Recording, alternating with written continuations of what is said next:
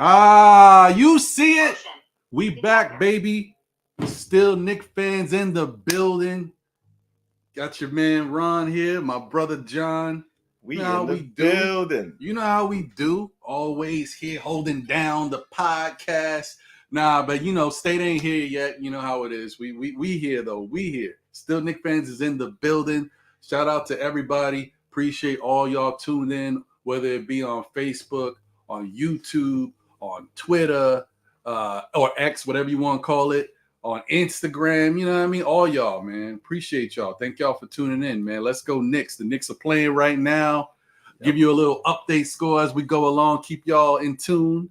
Yeah, this is kind of like our first time rocking with State, and State ain't here yet. We got here before State. Wouldn't it be like State to have us here rocking without him, right? Yeah, man. So I guess this is State's watch along. Yeah, this is the state of the New York Knicks podcast watch along. That's right. You know what I mean?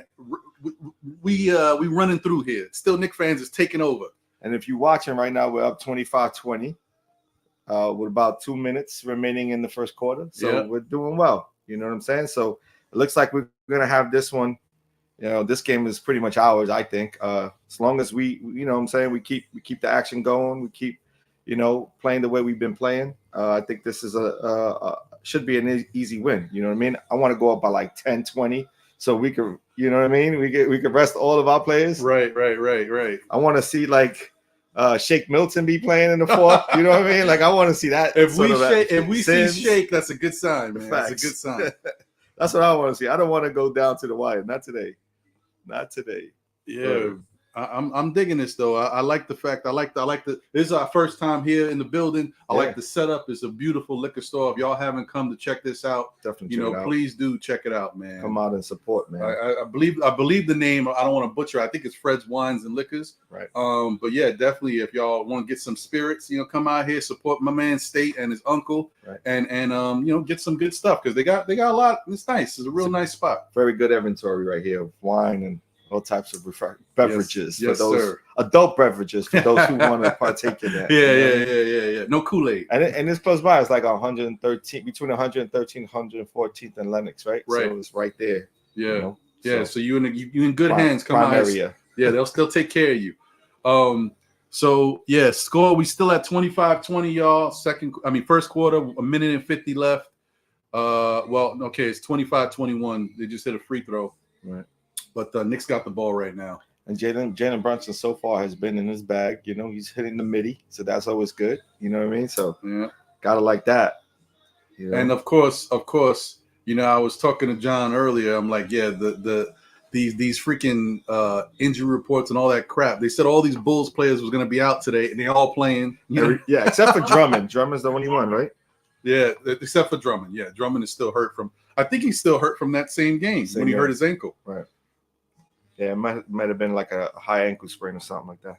Yeah. So, and that's going to go to our benefit right now because now, coming off the bench, he's a problem when it comes to someone who you know what I mean? He's a good defensive and offensive rebounder. So for us right now, I think we'll have a matchup. They'll have a matchup problem once Mitchell Robinson, is playing. And I think he is in right now. So, we should be able to see Mitchell Robinson dominating on the glass. Yeah, without him there. So. And it's really nice to see, man. The Knicks are this is not like the Knicks obviously want to win this game, but you can see they are scrambling on defense. They playing, you know what I mean? It's none of that let down first quarter, first half stuff. They at least are out here playing early. Right. We got to get Bogey going. Bogey gets going from the 3-point line. No, he just missed one. Yeah. But if he get going, we're gonna be in for an easy night. He just got to, take his time, shoot that three. Yeah. That's a good sign, though. I like the energy. And the Bulls are definitely playing. They're not giving us this game. Yeah, we'll see. I think we really just got to come out fire away. Second quarter, we got to bring it to them. Give them first punch in the face. So they can chill, slow down. There you go. Who was that? That was Brunson again. Brunson. There we go. Yeah. Great. If we can just kind of get going. Brunson's got 8. Okay. Right. So we could just kind of get going and get a little rhythm. Exactly. That'll be good. And then we can start building on the lead. But right now, they're hanging. DeRozan just knocked down a 2. It's 27-26 right now with about 29 seconds left in the first. Mm-hmm. So, we right there. It's early though. There's no big deal. See, this is the type of stuff you don't worry about as a fan. You feel confident because they're right there. You know what I mean? But when they down 16-17 in the first half, then you're like, come on, man. Yeah, not like yesterday. Yeah, down 15. Yeah. Or was it yesterday? 2 days 2 days ago. 2 days ago. Yeah, you don't want to do that, we're playing in this is in New York, so we should be good. Today's game, final game of the season in New York. You got to show and represent. You got to come out victorious. Exactly. Today. I hope the fans is in the building. Yeah, I hope they in there. And it's Brunson Day. Look at that bobblehead. Damn. that bobblehead's got to go, though. Bro. He got the big head already. Josh Hart was killing him the other day. He's like, his bobblehead's going to be nuts. They probably talking that it's relatable. It's already the thing. You know what I mean? State, my guy. Oh, he in the building. He's in the building. Thank you for joining us, man. Appreciate you. Clap it up. He's in the building. Today is a good day. First of all, I want to thank everybody who pulled up so far. Chef, I see you, Chef. I want to thank everybody who pulled up so far. To have Ron in here sitting in the liquor store with me, and my other guy was like, it's great, man. It's great. And what's funny about y'all is I've been watching y'all for years, and I remember you wrote me and you said, when you gonna start the YouTube channel? I said, wait till I get everything in order, right? And now I got everything in order. You see, I got all of this stuff. I put my money where my mouth is, and I think that's important. And so we here right now. There you go. That's what I'm talking about. I like it. The state moves at a pace that's smart, man. He moves on his own time. He tries to get things in order, and I think it's been paying off. I think it's going to continue to grow, brother, because you're a good dude, man. The funny thing is the people. I don't want it to be. I don't get all like that, man. But it's one of them things, man. State is a very very opinionated man, brother. He comes out here with his opinions and gets people all twisted up. But what you got to understand, he be shocked. He be shocked. He getting everybody up in arms like, oh, come on. But what you got to understand is deep down, no matter what, the dude is a good dude. He's got a great heart. You know what I mean? Absolutely. So yeah, man. He's welcomed us with open arms. Man. That's dope. Yeah, man. That's a fact. Knicks is actually playing right now. Mm-hmm. We can't show the fucking game because obviously I don't wanna get flagged. But the Knicks this season, I just want to talk about this season specifically. I didn't expect Jalen Brunson to be this good. Mm-hmm. I think he deserves MVP votes. Mm-hmm. He should be MVP in my opinion. If the Knicks are the 2 seed, I know they mathematically can't right now. Mm-hmm. But he should be MVP this year. He should be MVP because he changed the culture. 1, 2, all of the injuries that the Knicks dealt with this year, and 3, he in New York, yo. Facts. It's the hardest place to play, and for him to do what he's done this season with the injuries and with all of the vitriol that comes with being a Knicks point guard and following Moutier, Frank Ntilikina, Ben Udrih, who the fuck else? Tony Douglas. Like I could keep going. Galloway. Galloway. Shout outs to Galloway. Langston. Yeah. Right? Jason Kidd at 39, 38 on his last leg. You even had Baron here in his last leg. Baron Davis. Davis. Everybody. Alec Burks. Like the list goes on and on Trey and on. Burke. Trey Burke. Damn. Listen, man. Sheesh. Many have come. Not too many have been able to survive and peak the way he's been peaking in the last 2 years. Right? Very true. It's crazy. Very true. It's crazy. Yeah. So the question I got for y'all to start this off, where did you get the name Still Knicks Fans from? It's always a journey to get to where you was at. Like, where did you come up with that nickname, and why did you start your podcast? Like, what made you start the whole Still Knicks Fans movement, and what advice do you have for people who's just starting their podcast, even for me, if I need advice, right? Because everybody, you always need to learn. Mm-hmm. I think that's the biggest lesson I learned from Godfather watching that movie. You always can learn, no matter what age you are. Right. So, what do you have to say towards that? And you know, both of y'all can answer, because I know it's tough to be a Knicks content creator and be consistent at the same time. So I'll let you rock out, man. Go ahead, you got this. Still Knicks fans was your idea. All right, okay. So I'll let John talk about the podcast and like how we got there. The name itself was I came up with the name because we was looking for something that might be catchy, but it also embodied how we felt and about, you know, being Knicks fans and the fan base, and just, you know, when you think about everything that goes on, if you know me, my personality, Still Knicks fans makes a lot of sense, because I'm one of those people that I'm a little older now, you know what I mean? You get used to life. I'm 46, I'm going to be 47. And I look at the culture and how things change and how, you know, young people view things and just how society is on the whole. And it's always this person is against this person's better, but that means this person sucks, even though that person was the man, but now he ain't. You know, it's always this whole back and forth thing. And I'm like, you know what? Outside of everything we've been through, I'm still a Knicks fan. You know, I've seen it all. I've seen the highs. I've seen the lows. I've seen a lot of lows. So I'm like, you know what? That's what we've been Knicks fans forever, talking about this as kids. You know what? Still Knicks fans. We here. We still here. That's how I came up with the name, and it just made sense. Sometimes I get a little mad. I'm like, damn, I wish I didn't have like Knicks in it, so I could really get busy on the merch. But no. So I think with the merch thing, I think the Knicks don't come after you if you have like, you know, Knicks fan TV, State of the New York Knicks. Mm-hmm. If you put the Knicks, but you put it specifically with your podcast or something like that on the merch, right? They come for, like, they won't come for you for that. They'll come for you if you have like a Knicks symbol and then look like something they already have put out. Right.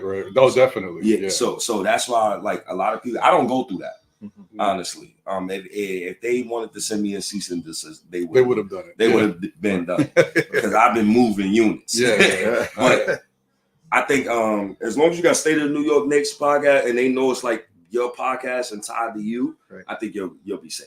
Right. There's no beef with that. Yeah.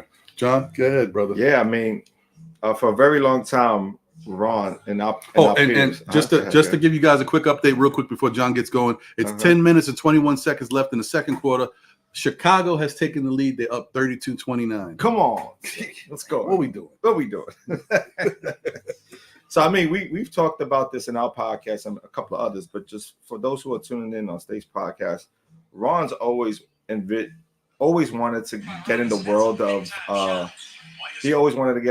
of music, radio, kind of that thing. Like, he's heavy into R&B, you know what I mean? To the point where he was like, during the pandemic, he was like, yo, he was talking to me and thinking about like starting his own radio show or a podcast, but in light of music, and didn't quite know how to start it. And I've been working in media for a very long time. And so I told him, it's the only thing that's stopping you is you yourself. Like, you just got to be willing to take it on and just do it. So he was a bit hesitant. I was like, yo, as a matter of fact, if you don't want to do it on your own, I'll do it with you. But I can't do R&B because I ain't knowledgeable like that when it comes to music. You know what I mean? But I was like, yo, we're always talking Knicks. Like, we grew up together. We talk Knicks. We play ball together. So I was like, yo, why don't we do it on the Knicks? And then I had put them on to some other people who were doing it. Eru was one of them who was already doing it. Yeah. Simeon Russell and Lawrence Cheers with a guy, Uncle Freezy. Right. And I was like, yo, have you seen this? Have you seen that? And he was like, oh, word. And then so we started watching, and that is where the motivation came from. It was like, yo, if you do it with me, then let's do it. So we bought a couple of mics, our personal mics, and we were separated at the time. Like, he was in Brooklyn, I live upstate, And so I was like, yo, we get our own stuff. We'll find a platform to shoot in. I think we started on a couple of different platforms in the beginning. Yeah, everything we could think of. That, we was trying everything out. I forget the platforms we were on, and then we got into StreamYard, and that's where StreamYard and pushing everything through YouTube was where we got it started. And that was about what? We're about 4 years in, right? We're about 4 years now. Ooh, time flies, man. Crazy. Yeah, that's crazy. Time really do fly because my passion came from it was me and my guy Cal, and we wanted to start a podcast. So like the very first like 2 episodes that you got on Anchor app was me and him, and we was talking about the Knicks and Lakers. And then he just stopped. The reason why he stopped is at the time he had his first child. Yeah, right. So when you had your first child, and shit like that, I think having your first child, it changes everything. Right. You know what I'm saying? So he couldn't continue. So me, I said, all right, fuck it. I'm gonna keep going. And I love what I do. Like it's fun because I don't do it at work. You know what I'm saying? Right. So I feel like I needed another outlet to have fun and talk sports. Right. And then I'm a Knicks fan.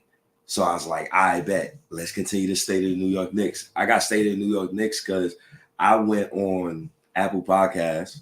I searched every single Knicks podcast. I say, what name hasn't they used? Like, what name people ain't used yet? Right. I said, oh, State. Oh, all right. I like how that sounds. Like, let me stay to the New York Knicks podcast. That's and tough. then that's how, like, I built it. I built this. And, I always wanted a catalog. I felt like catalog was most important. I started about like 8 years ago. And then I started building up through the audio streams. And then now it's YouTube. So, I look at the people like y'all because y'all went to YouTube and you didn't give a fuck if you had 3 people watching and shit like that. Like, you know what I'm saying? Yeah. I gave a fuck a little bit. You know what I'm saying? And so I just felt like, all right, they're doing it. I got to do it now because I'm only on audio. And then now I'm here sitting with y'all, and it's such a blessing, right? And now with this Knicks team and what they've done in 81 games in this season, I think it all culminated to this point. I want to get right into the Knicks, actually. Thank you, both of y'all, for your answers. How you feel about Leon Rose, man? He came here in 2019, 2020. He came to a team that had max cap space. RJ Barrett, Julius Randle just signed. Steve Mills and Scott Perry, they tried their best, but they failed. And Leon Rose he hired Tom Thibodeau. Tom Thibodeau basically changed the culture, embodies what a New Yorker wants in a coach. I think Tibbs do cope. Just me personally. He stands up the whole fucking game. Yeah. I never seen some shit like that. Like I was at a Knicks game and he stood up the whole fucking game. Yeah. Literally. And he's coaching his ass off. Yeah. But he embodies what a New Yorker is. So how do y'all feel about Leon Rose and what you thought about him a couple of years ago? And then, to this point right now where we got Jalen Brunson, MVP candidate. Randall, we know he's hurt, but he should be third. He should be all NBA this season. Right. And he had a spectacular season before he got hurt. Got Dante DiVincenzo. He broke the record. Josh Hart, top 5 in Knicks history in triple doubles. You got iHeart filling in for Mitchell Robinson when Mitch was hurt. Now Mitch comes back. Yep. Then you make a trade. RJ Barrett, you know how I feel about RJ. Motherfucker traded him for OG Anunoby. You got OG Anunoby. We 19-3 with him. So how y'all feel about all of this culminating to this point? Go ahead, John, because I spoke on this a little bit yesterday, so I already got my answers right there. So go ahead. I mean, off rip, they said starting off, give them 5 years, right? I mean, that was sort of the start and the beginning of their conference, right? Their conference, what he explained to all Knicks fandom was give us 5 years. And in 5 years, we don't put out a product that is going to be well worth the watch for Knicks fans, or just live up to the expectations, then grade me on that. You know what I mean? And so for me, at first, I sort of like step back and just like allow it to be what it is. The one thing that most Knicks fans or even content creators worry about is the transparency in what they're doing in the front office. For me, I work in sort of the management side, so I understand the reason for folks to be sort of low key and not really shout out everything that's happening. You know what I mean? Because you really can't express everything that you want to express when you're in management. You know what I mean? You got to sort of go with the flow and figure things out internally first and create the plan in advance. And then as time goes on, you start to like deliver little messages here and there. You know what I mean? So I think personally, I think he's done a great job. I think he's been a fantastic leader. I personally like that they keep everything to themselves and the PR is like on top of their game. They're not really, even when Randall got hurt and we're like asking for a little bit more transparency and like when is his timetable, they kind of left that to Randall and his people to kind of deliver that message to a degree. I think there was. I don't know, maybe I'm wrong, but I felt like there are steps in recovery, and Randall took the necessary steps. And even though they explained to us that it was going to be 4 to 5 weeks out, Randall himself decided to say, "Hey, it ain't worth it for me right now." So you know what I mean. But I think he's done a great job. I think Tibbs has done a great job. I've been saying for a very long time, I'm not sure if he's the right coach to get us to the championship, and I still stand on that until I see what he does in this playoff run. You know what I mean? Now, what I'll give him credit for doing is he's been sort of adapting a new style of coaching, new way of coaching, which I gotta like give him credit for. Like for a long time, like, yo, he doesn't, adapt mid-game. He isn't that kind of coach, and he's shown that he's shifted that. So with that said, that, I'm liking what I'm seeing. And if we get able to go to the championship this year, then, hey, give him whatever contract you need to give him, because I can't argue, right? Like, it is what it is. Facts. Yeah, I mean, I agree with everything John said. I've been feeling really good about the front office. Shout out to D Block in the chat. D Block. I see you. Shout out to D Block. What's good, He brother? be everywhere. I know D Block's that guy, man. Shout out to him, and shout out to Eric from Queens. I see you, B. Yeah, man, he's popped up and been at some of the spots we've been at. So appreciate you, man. Always showing that Nick love and fandom. Just a quick update. Knicks are down 37-39, 6 minutes left. Yep. Unfortunately, Josh Hart looks like he might have tweaked his ankle. Not bad, but enough that he is not happy. He's sitting on the bench. He had walked off and looked like he was walking to the back to the locker room, but now he's back on the court on the bench. So that's a good sign. But you can tell, you can tell he's not happy though. He like he mad. Look at him. Look at his face, yo. He mad. Yeah, they probably told him, "You done for the day, bro." You're right. You're right. Yeah. So I would say like being a Knicks fan and watching them, go through all these different GMs and stuff. Scott Layden days was the worst days of my life as a Knicks fan. Facts. You know what I mean? Like I've seen so many different people come in and out. We've seen Donnie Walsh be kind of handicapped. A great mind. He was a great mind. He couldn't do what he wanted to do because there was too much interference with ownership. Right. And then you had Isaiah Thomas, and Isaiah had it half right. There's one thing he could really do. He could spot talent and bring them in. It's the other side he couldn't mess with. And even dealing with Scott Perry and Steve Mills, even though they did help, they got us some cachet, some draft picks, and put us in a good position for Leon and crew to take it. Leon, so far, to my eyes, most comfortable at being able to do his job, and I think now we can see the vision. They don't talk a lot, they don't let us know what they're doing, but it has worked out. Outside of Randall. No, I was thinking a negative. Outside of Kemba Walker and Fournier, everything else has been pretty good. I mean, the Cam Reddish thing, it wasn't great, but it didn't hurt the Knicks. You know what I mean? That wasn't like, oh, we tied to Cam Reddish. And they flipped Cam Reddish anyway. We got Josh Hart. So I know nobody can say anything about that. So it has been working out to the best. And honestly, the best move they've made. They've made so many good moves, but Jalen Brunson is just it. The Jalen Brunson thing turns everything around. Like that is the answer. And then you're just building around him, bringing in his boys, whoever it may be. But this is what I like about it. He brought in guys that can play. Mm-hmm. It's not, these are just my homies. I won a championship with them. No, Josh Hart and Dante are ballers, man. So it's been great. But the front office also had to believe in what the players they were bringing in. Correct. Too. Like, even though it may have been a conversation with Brunson, possibly, but at the end of the day, just knowing the type of players that they're bringing in, you have to have that. That's what I do enjoy about watching these teams. Like, everybody's selfless. like they sort of work together. They know each other. They're good comrades to be at war with. You know what I mean? Like, and they go after it. You know what I mean? Like, there's players that I like to see when I used to play growing up. I wanted guys to go after it. You know what I mean? Like, I wasn't the most talented person, but I went after it. You know what I mean? So that's what you want, and especially playing in New York, you want kids who want it, who want to win. You know what I mean? Not just sit off and scared about the next opponent and worried about who they're playing against. Like, nah, I'm gonna go after you like you going after me. You know what I mean? So it's different. You know what I mean? Yo, this Knicks team is they're not like past Knicks teams. Past Knicks teams,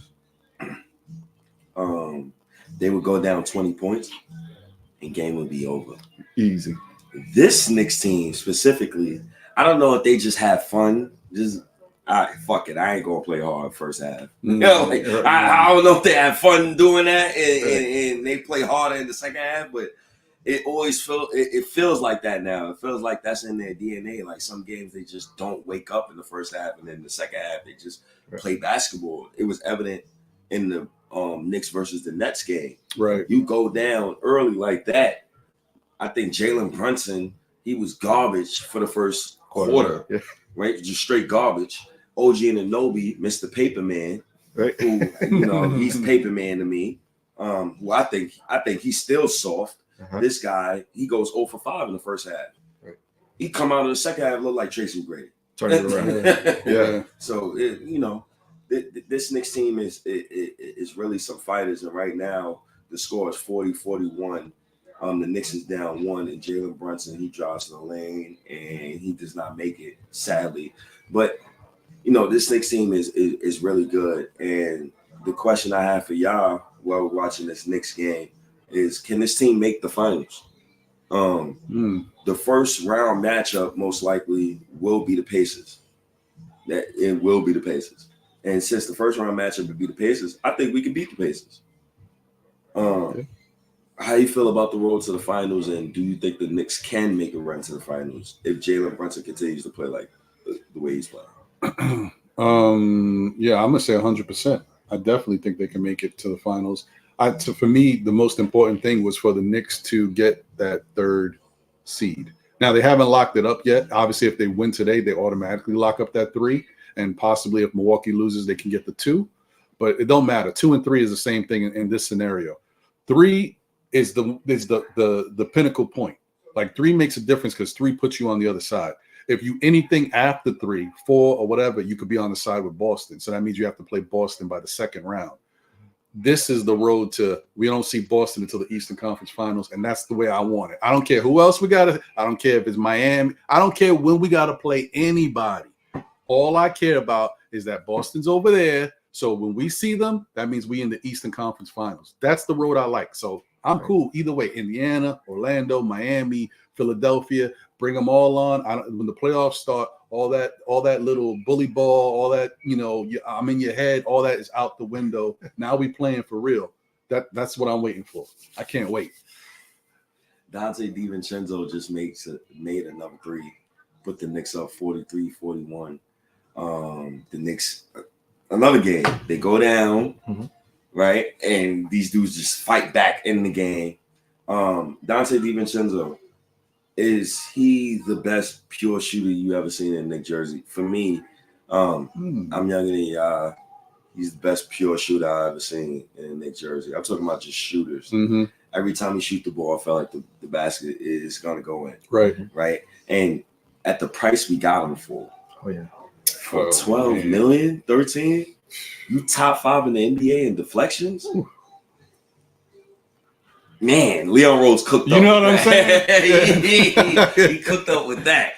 But how you feel about Dante DiVincenzo in this season? Did you foresee him breaking the 3-point record that Evan Fournier had?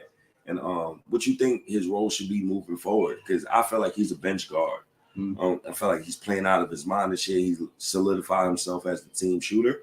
But at the end of the day, I feel like for us to get to the next step, if we don't get far in this particular playoffs, we have to bring in another wing and bring him off the bench. Right. Yeah, I have to agree with you. I think most importantly, I think he's provided stability in that 2 position.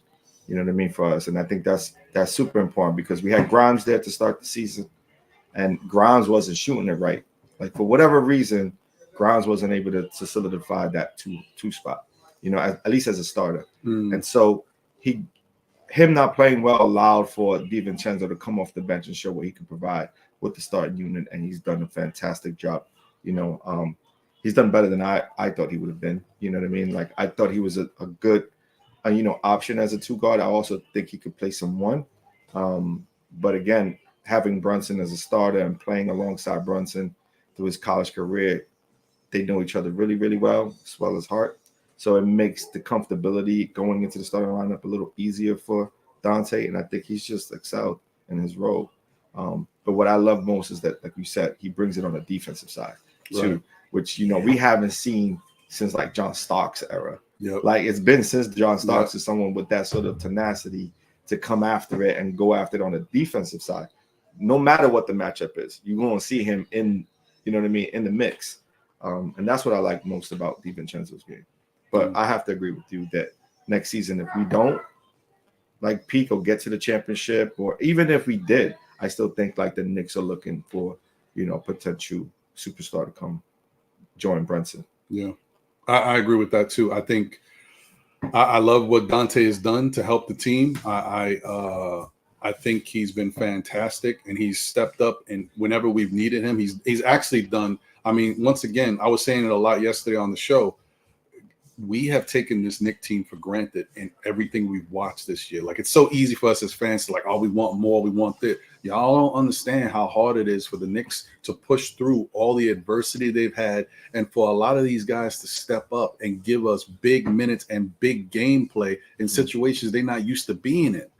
A lot of these guys wasn't starters. Yeah. Even Dante, he started a little bit, but if you look at his career history, he didn't start a lot of games. Right. And, he's been forced to start a lot of games and put up numbers to keep us in the game, especially without Julius not having that second option. He's been asked, and even how about the games when Brunson had to sit out? Mm-hmm. Like Dante had to carry us. And he did for a couple games. We got wins with yeah.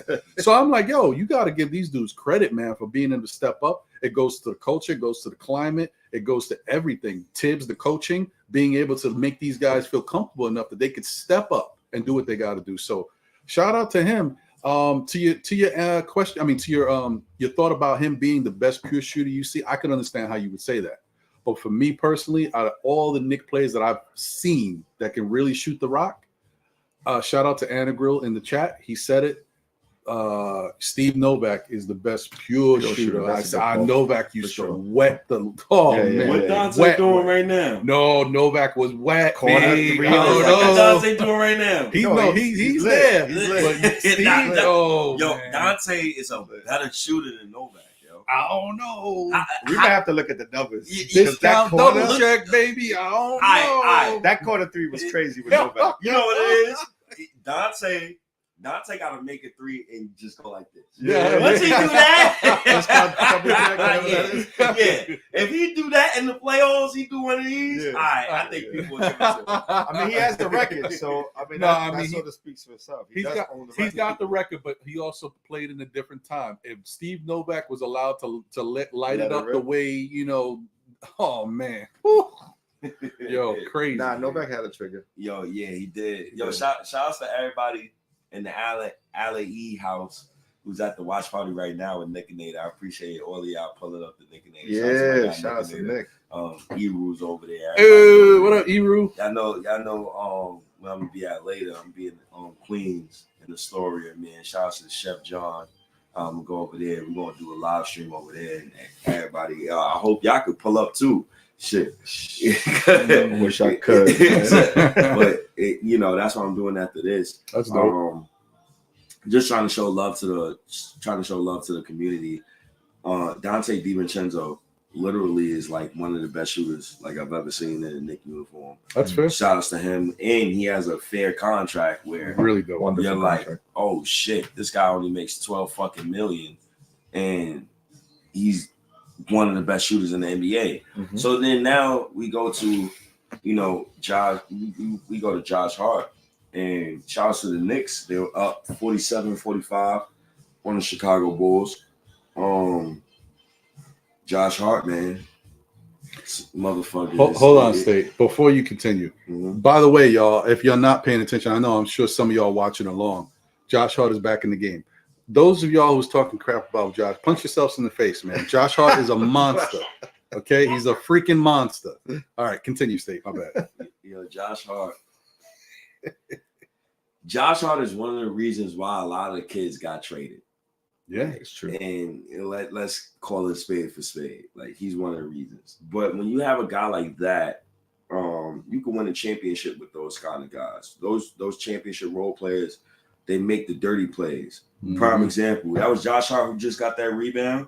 Look, and then he's pushing the basketball. See, Josh Hart brings a different dynamic to the New York Knicks. My only problem with Josh Hart is he has to goddamn score. If he scores, the Knicks would be even more of a threat. Yep. In the playoffs, I'm only looking at two people. It's OG Anunoby, Josh Hart. Right. If Josh Hart averages at least 10 a game, right, the Knicks will go far in the playoffs. I'm going to give y'all a stat real quick, and now I want to let y'all speak on Josh Hart. I looked at the stats from the 2001 76ers when they got to the finals. I said, nah, I don't want to look at Iverson's stats. What was the others doing? Right. No, Aaron McKee averaged 15, 5, and 5. Yeah, I believe it. Yeah. Shooting elite efficiency.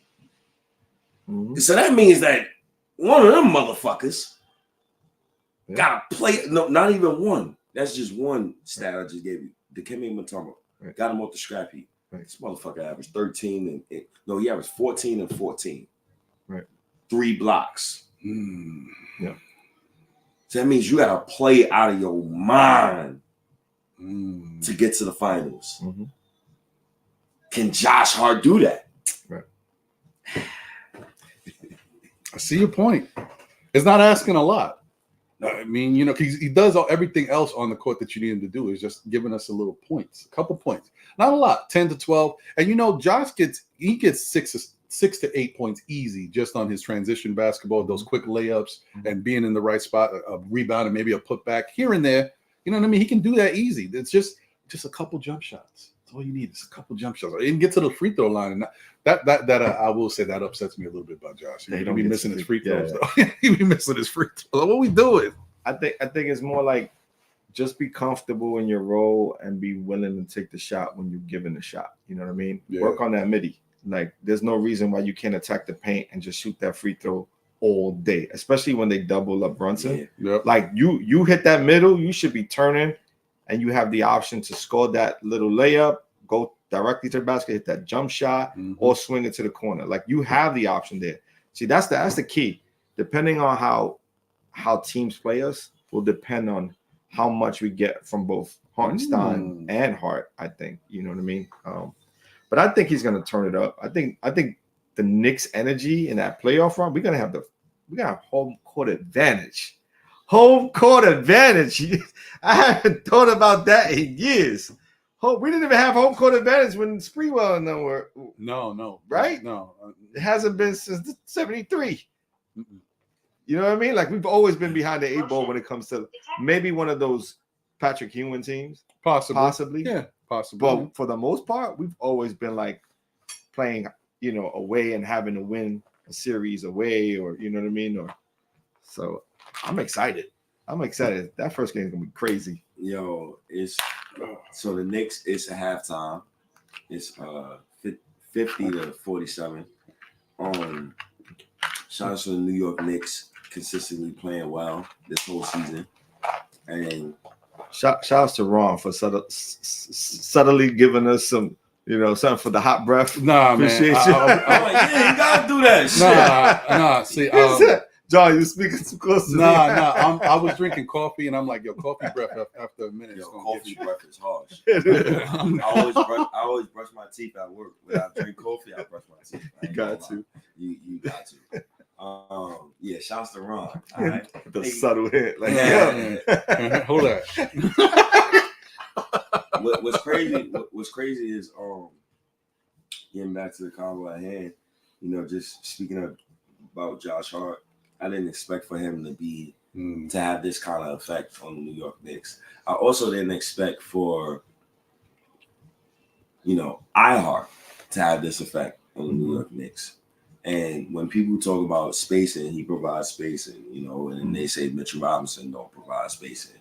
iHeart don't even shoot threes, but he does provide spacing. So how does he provide spacing? It's the passing. It's the IQ. It's knowing when to score and when not to score. I think that Tibbs runs a system, and I've been watching like the plays that Tibbs been running, and he runs like a semi-triangle offense. And a triangle offense means read and react, right? So it was a play. It was like a split action, and like OG was diving to the rim, he's cutting, and then Jalen Brunson just flared to the corner. And iHeart has two options. He chose the Brunson option, and Brunson made a three off of that. It's stuff that I like to see. But Mitchell Robinson, was it the Nets game that Mitchell Robinson was? It was him and Dante and Brunson. The reason why we got back in the game, or it was him and Josh Hart. I don't know if it was the Nets game. No, I think it was the Nets. It was the Nets game. Yeah. So Mitch, multiple offensive rebounds, and offensive rebounds also can help with the offense and defense because it gives you time to like recuperate on defense. More possessions too. Yeah, more possessions. How do you feel about the center position? Would you resign iHeart? Would you keep both? Because that's always an option. I've always felt like, for me, if Jalen Brunson is your point guard, you have to keep fucking centers. You have to. Right. You have to pay them because Brunson is so small. You want his prime. As long as he's playing like this, you got to make sure you keep a lot of centers on your roster and a healthy wing who could defend. So how you feel about the center position and Mitchell Robinson, IR, and things of that nature? All right, man. I just answered the defense joint. Well, first off, let me just say, halftime right now, Knicks is up 50-47, and since we're talking about centers, iHeart has 17 points at the half. 17 points at the half from iHeart. Okay, so we're talking about the versatility that the Knicks have at that center position, and I really, in a perfect world, I'd love to have both of these guys here. I don't know if it can happen. I as fans, we want our team to be the best it can possibly be, and we want to grow and win with these guys because we see them playing and what they give to us. But we also, these guys got families, they got livelihoods. Sometimes the bag is not always going to be there. iHeart is in position to get a little bag right now. So you're telling him, we want you here, but can you take a little homeboy discount?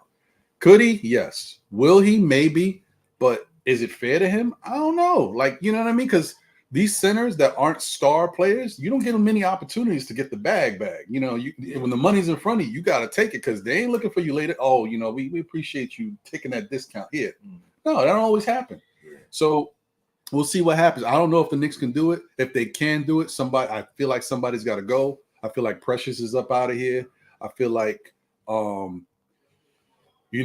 they may have to figure out a way to do something to get somebody else up out of here, or throw it in a trade and take a little bit of a hit, like a little difference of the money coming back to help facilitate it.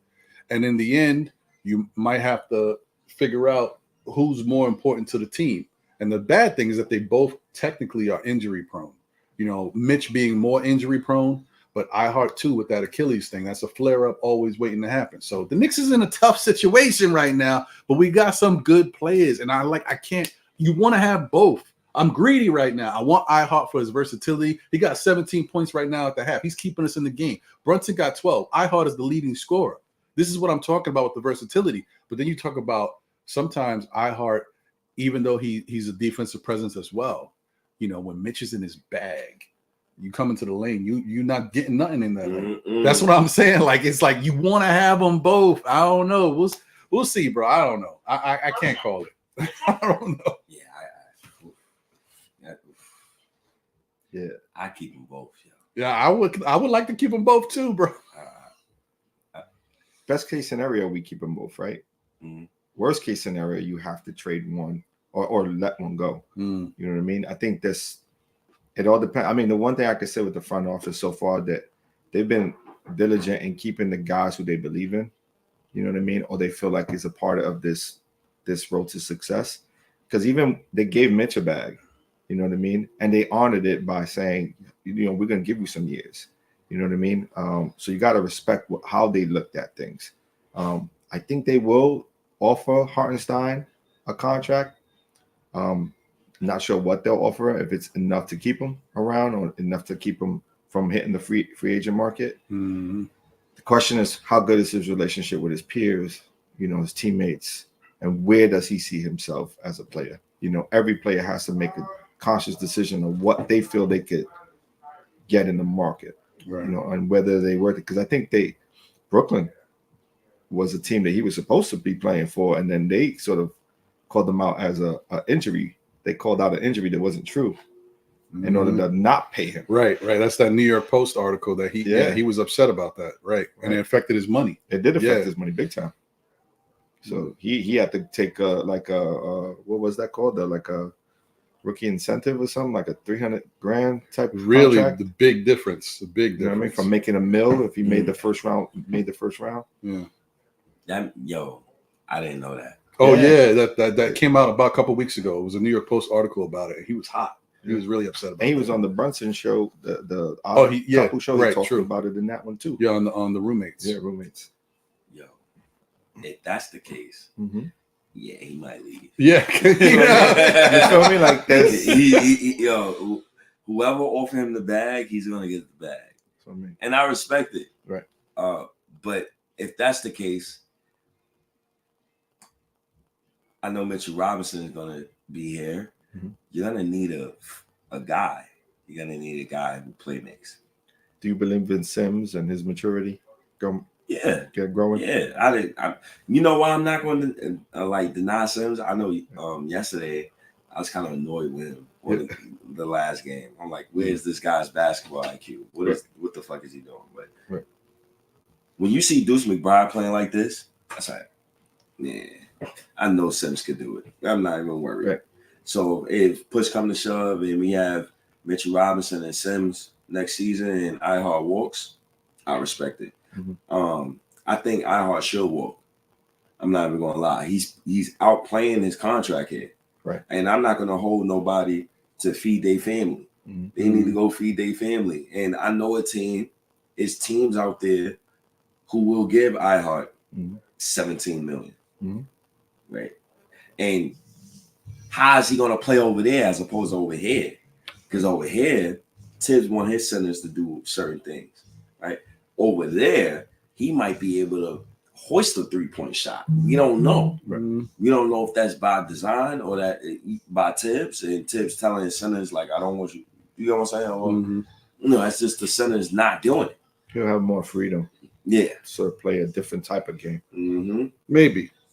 But it doesn't mean that it's going to be successful either. Like, there's no saying, like, even though you get to play a style of basketball that you may like to play, doesn't mean it's going to be a success. It's going to land as a successful career. You know what I mean? Oh, wait. I'm tripping. I mean to cut you off. My fault, y'all. I made a mistake because when I saw it, it was on the phone and it looked like it had iHeart's face. That's a whoever's running the MSG mistake. They had iHeart with iHeart's face, and they had Brunson. Brunson had 12. Has the 17? No. Brunson's got 12. DiVincenzo's got 17. Oh, okay. I'm like, what? Yo, I got 17. I'm like, yes. The other white guy. Nah, yeah. Yeah, they messed that up. That's funny. Okay, we good. My fault. Shout out to Dante DiVincenzo. iHeart's got 6 and 5 though. There you know, you what I mean? That's more realistic, I guess. No, but shouts to iHeart, man. Once again, if I'm him, I'm walking, man. I'm going to get that money. If you can. I'm gonna hold you up. Yeah. But one person who can't walk, Mr. Paperman, one of the softest Knicks players I've seen in a long time. Just very soft. OG Anunoby, very soft. Great player when he played. Yeah. Great basketball player. His defense is damn near generational like, right? But it's 2024. I don't pay you 140 fucking million to give me defense. Can you get your own basket when the shot clock is going down and the pressure is cooking. Mm. OG Anunoby is a guy, I don't believe in you like that. I don't believe in you like I'm just being honest. I don't believe in him like that. Right. And then you always hurt. You never run for the ball. And that's a problem that I had with him when we first got him. I know Randall here. Go for the ball, bro. Go score. What is wrong with you? You can't just sit like he had a game recently we won where he had 4 points. I think he had 4 blocks and like 5 steals or something like some crazy shit. You not winning a playoff game like that. That was the Chicago game, wasn't it? Yeah. One before. Yeah, I think it was the Chicago game. The Chicago game. And we lost. You're not winning a playoff game with him scoring 4 points. Yeah. With Randall out. Mm-hmm. No fucking way. And then it's reported that you want $120+ million 4 years. Mm-hmm. Your career 15-point per game scorer in my eyes, and you average 11 points per game in the playoffs for your career. In the season that the Raptors won the championship, you was hurt, so you didn't even have no parts of that. Mm-hmm. So, what foundation am I looking at with OG Anunoby, and as far as like him progressing in the playoffs and actually being I want him to average at least 19 points. Mm-hmm. That's just me. This is me. Aaron McKee, 15, 5, and 5 on elite efficiency. Dikembe Mutombo, he averaged 14 and 14 with three blocks. Somebody got to play out of their mind. Mm-hmm. He's the guy for me. There's potential there, for sure. There's potential there. It's just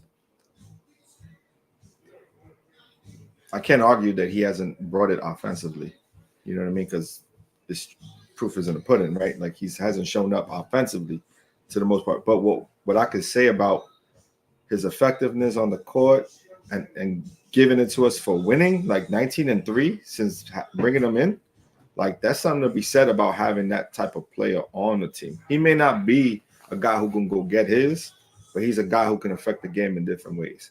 You know what I mean? And for that, you know, it's hard to quantify, right? Like it's hard to like put numbers to it because it's like Randall even said it. He's like, when he came on board, he made everything easier for everybody.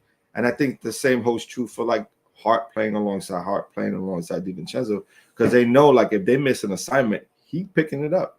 You know what I mean? And that leads to the opposite transition where I'm not allowing you to score. Now I could kick, even grab it, even if I'm not diving for the ball, I'm getting that loose ball deflection to help with the fast break on the other side, which helps us score easy buckets on the other end. Right. So I get you. I understand where you're coming from, and I would like for him to pick it up offensively. I think they need to run more sets for him specifically because he's a player who ain't going to go one-on-one. You need to bring him around through sets. So run him around screens, get him in the post, get him in positions to be that guy, to work his best offense, you know? And I think that's on Tibbs, you know? We talked about in one of our shows, Brunson having to be having to step it up in the terms of like IQ and within sets. If he knows that the team trapping him, he got to get that ball off his hand. And maybe that's a way to play off ball, play into OG and have Jalen Brunson play off ball. Now you can't double nobody because you know what I mean? Like you really ain't going to leave Brunson in the corners. So give OG the ball in the post, set a screen for OG, pick and roll off for OG and see what he can do. Right. You know, I don't think they've done that yet to the degree in which where he can get 16. You know, like they used to do it. They used to run it for RJ. Remember, they used to run ball to RJ. RJ will pull back and then get the head start lead. You know what I mean? Running to the basket. Like maybe you need to do some of that with OG and see if he can get his off. But if he can't, then that limits what he can get as a contract too. Like if you ain't the guy who can get yours, you ain't getting 125. You know what I mean? Like at the very least, you get a good amount, but you won't get a full bag like that. I agree. I understand what you're saying, State, and it'd be nice if OG could step up and do a little bit more. But remember, when we brought OG here, Randall was supposed to be a part of this team, giving you that scoring. And so OG was just supposed to get that defensive bag and fill the offensive role of knocking down them corner threes. which he does. If you give him the corner 3 shots, he's been pretty good at doing that. Right now, he's still kind of getting back into game shape, getting his shot together. I think that last game kind of opened that up. I mean, today, should I say, he's got 5 points on 2 of 5 shooting. So he hasn't had a lot of opportunities. It's true. But the other thing about OG too that kind of hurts him is like some of these 3-and-D guys, they don't really have that bag. Like even say what you want, people love Mikal Bridges. Mikal Bridges ain't really the go get my own shot type of dude. He's another one that's a little iffy when it comes to that. Mm-hmm. Yep. But then there's other guys like a Paul George. That's a different level of player, right? Yeah. Right. But I mean like 3-and-D guys. Oh yeah. But the thing about OG is, can he impact the game? Yeah. Can he go get it? Yes, he can. But OG's got to do it differently because he ain't got the handles. Can he handle the ball, bringing it up and down the court like a regular player? Yeah. But crossing people over and getting to your spot, that ain't him. So he got to run around, which means you already know how much energy he's expending on the defensive end. Now he got to do it. He got to run. He got to cut. He got to get the spots to get those. And that's a lot for him. Sometimes I think maybe he just don't have it. He gives it when you can tell because early he starts moving around. You like OG's everywhere. Those are the days that usually you get a lot of points from him. So I mean, I hear you though. We need the points from somewhere. You can't depend. Brunson's got to carry a lot. You can't expect him to do everything and not get the help. So if Dante's got it, great. But if Dante ain't got it, other guys got to step up too. And it's even with Dante, we still need more scoring. You got to get 10 from here, 15 from here, 12 from here to stay in these games and have a chance to win in the playoffs. So I hear you though. I hear you, State. He definitely needs to step up. Yo, what score? 56-51. The Knicks is up. Well, Kobe 58 now. 58-55. Jalen Brunson just got an and one. Yo, Brunson. I just watched Brunson on my phone screen. Mm-hmm. Just score off another layup over 2 people. Yeah. Brunson is like, if Leon Rose don't make a trade this summer for another star, he's a failure. He's a failure and he's a fraud. I don't give a shit what nobody say. You don't waste Jalen Brunson's season like this. Prime years. You get what I'm saying? So, like, prime example, because I do a lot of homework, and what the fuck? Nobody could guard Vujicic? What's going on? He's cooking, man. I don't know what's happening. So back in the 90s, right? Patrick Ewing was on the Knicks in his prime. Mm-hmm. It was rumors that the Knicks could have traded for Brunson. Oh my God. It was rumors that the Knicks could have traded for Mitch Richmond. Right. So like stuff like that. So like stuff when you got stuff when you got stuff like that, when you got to trade for like Mitch Richmond and you got Patrick Ewing, and Patrick Ewing is like your franchise star, and you don't trade for Mitch Richmond, you miss out on championship and stuff like that. This summer, how do you feel about people like me saying that the Knicks have to go all in this summer? They can't wait another year after seeing what Brunson has done this year. On top of the fact Randall's shoulder was compromised. We own it. We believe the same thing that you believe, and it's more or less like, when you got the option. I mean, me specifically, I really think that this summer comes down to Donovan Mitchell or Devin Booker, depending on who feels out of love with their team. Who falls out of faith with their team, because the reality is both those guys may be up. Their contracts are like, you either sign them for an extension or they're gonna walk. You know what I mean? So for me, I think it's gonna happen either way. I think we have the options. Both guys are CAA clients. You know what I mean? So it just makes perfect sense that this summer something happens. There's been rumors for things to happen in the summer. Right. I expect them to happen.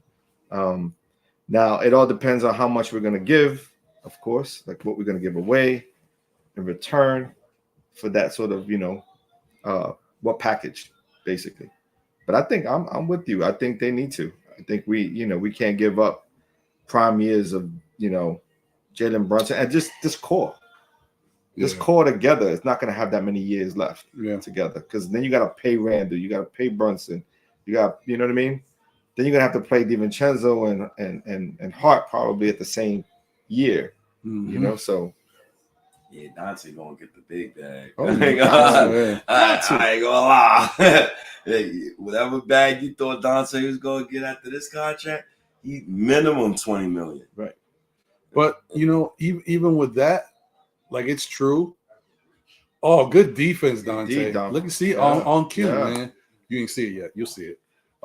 Like, part of it too is Dante's also in a really good situation. You know what I mean? Say what you will, but Tibbs is giving him the green light, and he's playing with his boy out there, playing off of Jalen Brunson. That's definitely helping his game. So if he's being real, that's the thing with a lot of what's going on this year with these Knicks players. A lot of these guys is having career years, right? So they gotta say, I mean, yes, I'm doing the work and I'm out here balling, but I'm having a career year because I'm in the system and we're playing together. I'm playing with my boys, whatever it may be, you know, and I'm just having so much fun playing basketball. I'm enjoying it again. You go somewhere else, you may not have that same situation. Yeah, you may be paid like the man, and they may expect you to be the man. But if you ain't in the same situation, you know, it may not be the same. It may not translate the same way. You see what I'm saying? That's what I'm talking about. Dante gives you a lot, man. So yeah. I'm. Oh man, this Knicks team. Yeah, I was thinking about like starting fives, and shout out to the Knicks. They're 64-62 on my phone screen, playing hard. If I'm the Knicks, man, my thought process this summer is Jalen Brunson, player X, OG Anunoby, Julius Randle. Mm-hmm. Who's player X? That's it. That's my thought process. Mm-hmm. I'm not waiting another summer. Right. Player X could be Donovan Mitchell. Mm-hmm. Player X could be Paul George. It could be LeBron. It could be any one of these names. Right. Who do you think ultimately the Knicks get this summer? I think they're gonna. I think wholeheartedly, after seeing the Randle injury, really, I think they're gonna be like, all right, you know what, it's time. I agree. You know, it's time. I think it's Donovan. I think they chasing Donovan. I think it's a foregone conclusion that Donovan wants to play here. I mean, he presented it in front of the world, saying on his YouTube, not his YouTube, his Twitter X page, that he thought he was coming to New York until they decided to pull the trade to Cleveland. But he really thought he was coming to New York. He was already set. I think his mind is still coming to New York, especially if they get bounced the first round. And they're going to have a hard matchup, whoever they play. Yeah. Right. You know what I mean? So I think for them, if they get bounced the first round, that's already, sign of delivery right there. The other person who I think may be a possibility, like I said earlier, is Devin Booker, because they also ain't going to have an easy play there, you know? And if the Phoenix Suns decide that they're going to go away from Donovan Mitchell, go away from Devin Booker, and they're going to go more towards Durant and Beal as the two players there, I think he's going to look for a new home. And his options are Miami and New York. So, and then there's an outside chance of LeBron looking for a new home. Yeah. Outside chance. That's a very it all depends on who's willing to partake in playing or bringing his son in. Right, because his son just opted for the draft class, and he also did the college portal. So if he don't make the draft or no one's signing him as a first round draft pick, he's gonna stay another year, and he has the option to go wherever he wants. We got options. That's the great part. New York got options right now, and Embiid, it's a possibility. And Embiid don't like what the situation is. I'm not trading Randle for Embiid. Under no circumstance. I feel you, but meaning the options are there. Everyone at this point, and this is mainly because of Brunson and Randle, that we have now become a number one option for players. Mm-hmm. You got to give credit to Randle. People don't give enough credit to Randle. That's why I don't want to trade him right now. I feel like I'm a New Yorker, so like I believe in loyalty over everything. I'm with you there. You traded the fucking kids already, Leon Rose. Mm-hmm. You picked the direction. Okay, I'm a rock with this direction. Who's a part of this direction? Right. And part of the reason why you traded the kids, Julius Randle. Right. Because you wanted a player who fit Randle better. Mm-hmm. OG Anunoby comes in the equation. Right. Okay, no problem. What you trading him for Karl-Anthony Towns for? Right. Cat ain't get me to this point. Right. And B ain't get me to this point. I'm with you. You better off telling James Dolan, hey, listen, buddy, we're going to pay some luxury tax the next 2-3 years. Right.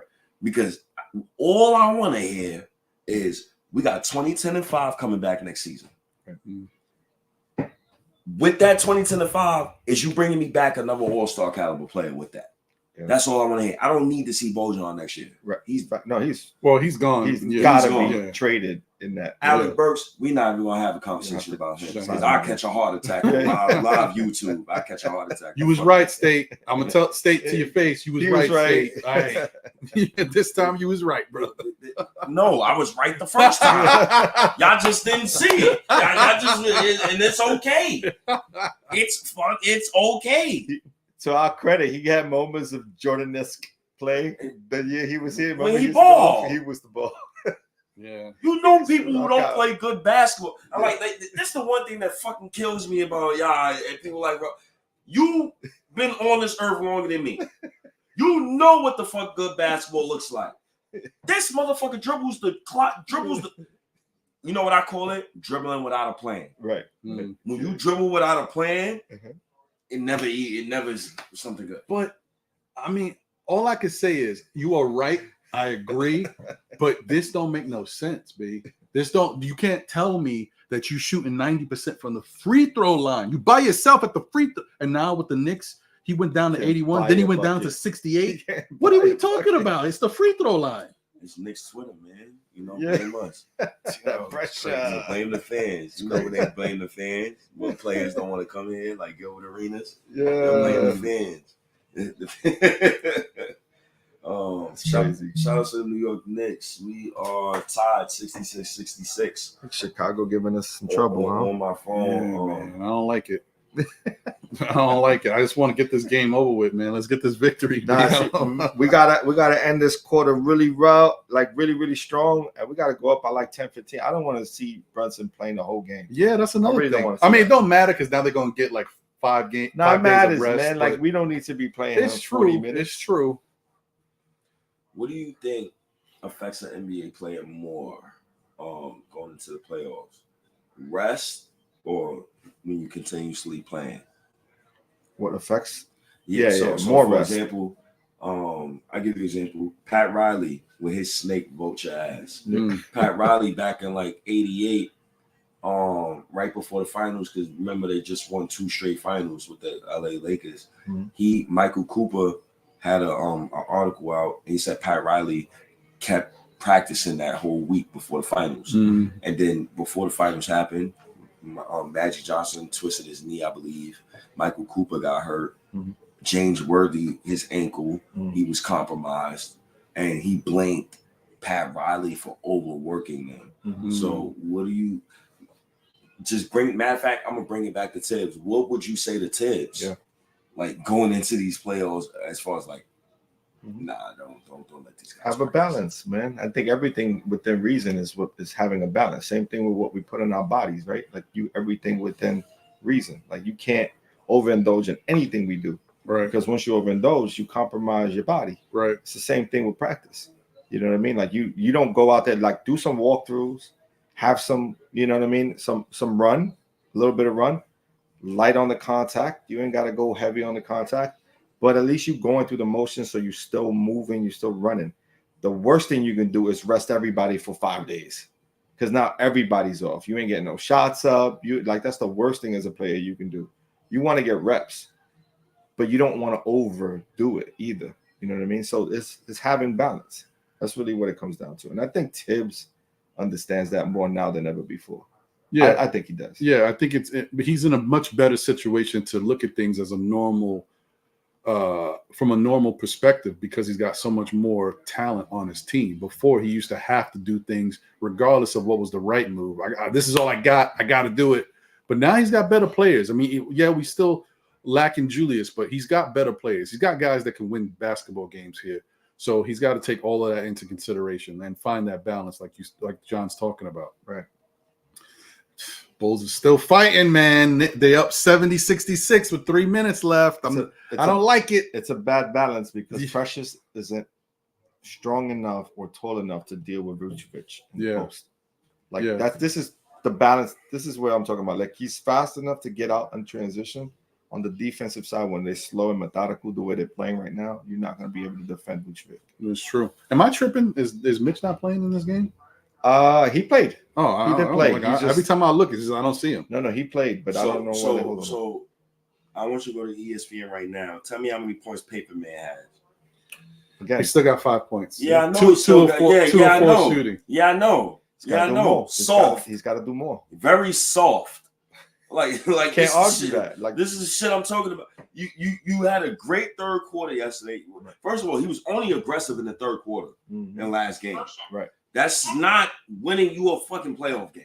Right. You got to be aggressive all 4 quarters with no Randall out. This is the opportunity for you to ball hog.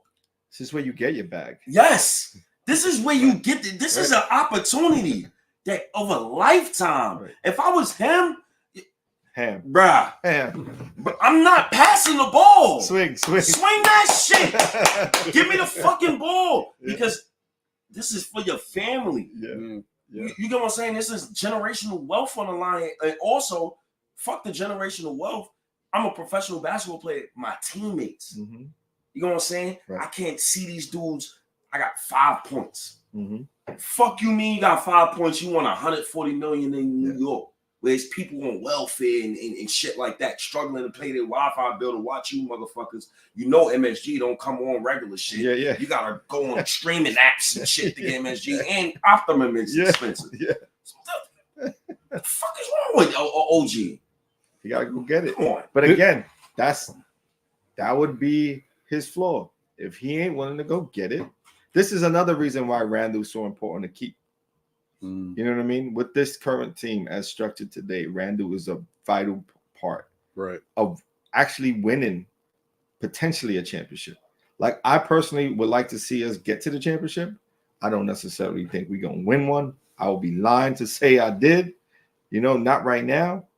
But I think we have enough to get there. I think State is saying that if OG steps it up offensively with defensively, like he's gonna do what he does defensively, I think offensively he needs to give us a lot more. Not even a little more. Because this is a prime example of like what I fear when I watch this Knicks team. As a team, right? They're not playing bad. Like defensively, they're still doing what they got to do. Yes, or Chicago is scoring. Some guys got it cooking, right? But from the Knicks standpoint, as far as our shooting, we shooting 46% from the field. Right. We you know what I mean? So it's not, we're shooting 25% from 3. That's terrible. But 46% from the field is keeping us in the game. The problem is when you look at the box, Brunson's got 22 and DiVincenzo's got 17. Right. After that, you got 8 and 8. Hartenstein's got 8 and Hart's got 8. But the 2 guys that you really probably need, OG to step up, give us more than 5. And now he's in the conversation. I got to bring him up too. Deuce got to give us more than 2 points. Yo, listen, I'm at the point. Fuck emotion. Yo, throw Alec Burks out there, yo. I can't deal with this. Everybody just can't score shit, man.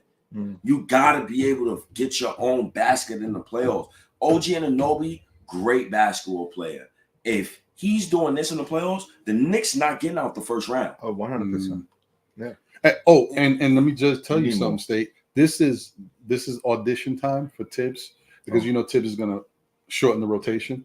So he's already practicing with this today, right? But this ain't good. This is what some of the things I don't like about Tibbs. I understand you got a game plan in place. This is how you want to run the team. Yeah. But the adjustment is, I like the on the fly. I see what's going on, and I need to make some. Right now, this is when Alec Burks should be in the game. I'm not getting nothing from Deuce, or I'm not getting enough. Let's just throw him out there, see if he can give us some points. I think he's giving those minutes to Precious today. That's probably, but Precious ain't scoring. So you need scoring right now, because the one thing you've noticed in this game already is the Knicks ain't doing a great job of stopping Chicago from scoring. Yeah. So when you're dealing with a team like that, you fight fire with fire. Okay, we're not really stopping them, but we got enough to kind of contain them. They're hitting shots. We got to start scoring more points. That's a coach adjustment. I don't got to make that from here. I can't do anything about it. Tibbs should see that and say, look, I'm gonna try this right now. Let me give Burks 4 or 5 minutes, see if he can get something going. It's better than nothing, because right now we're not getting the points from nowhere else. Unless OG starts going on a tear in the fourth quarter, may be the time, buddy. Bogey got to do something. Shoot. I didn't even look at Bogey. Hold on. Bogey got 4 points. Yo, 1 of 5 shooting. So he's been shooting. He ain't got the shot going really, but this brings me back. See, this is what, I could, later on, I could really I'm not gonna really complain about certain shit right now, but I'm glad y'all in person, so I could tell you my thoughts. And right. shit. This is your platform, brother. We here to support. You can go for it. Nah, man, this is y'all show today. You can go for it. But the shit that pissed me off the most, you didn't fucking trade for DeJounte Murray. Right. Alec Burks and Bojan is trash. I think, and the problem I got with Knicks fans certain times is we all jump on the popular. Oh, it's popular, it's fun, it's nice. I was one of the few people that say, "Nah, I don't like that. I don't like." And this is a prime example, right? Dante, leading scoring points. Brunson, leading scoring points. Bojan just hit a 3. There we go. Thank you, Bojan. Please, because I'm looking at Jalen Brunson make free throws right now. Yeah. So, these guys, it's only certain people scoring points. I need another guy who could play me. Yeah. Now, Bojan hitting that 3, he's another guy. Mm-hmm. I don't need him to score, though.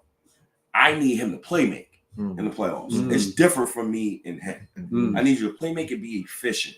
With OG and Hart, I need them to score. Right. So different people, I'm looking for them to do different things outside of their means. Makes sense. In order for us to get to the final. I see what you're saying. Right.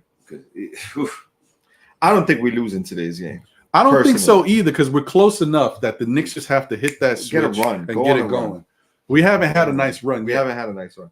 And to your point, let me ask you something. This is to State, because State is one of those. He's always like, and I get it. I was on the bandwagon for a minute.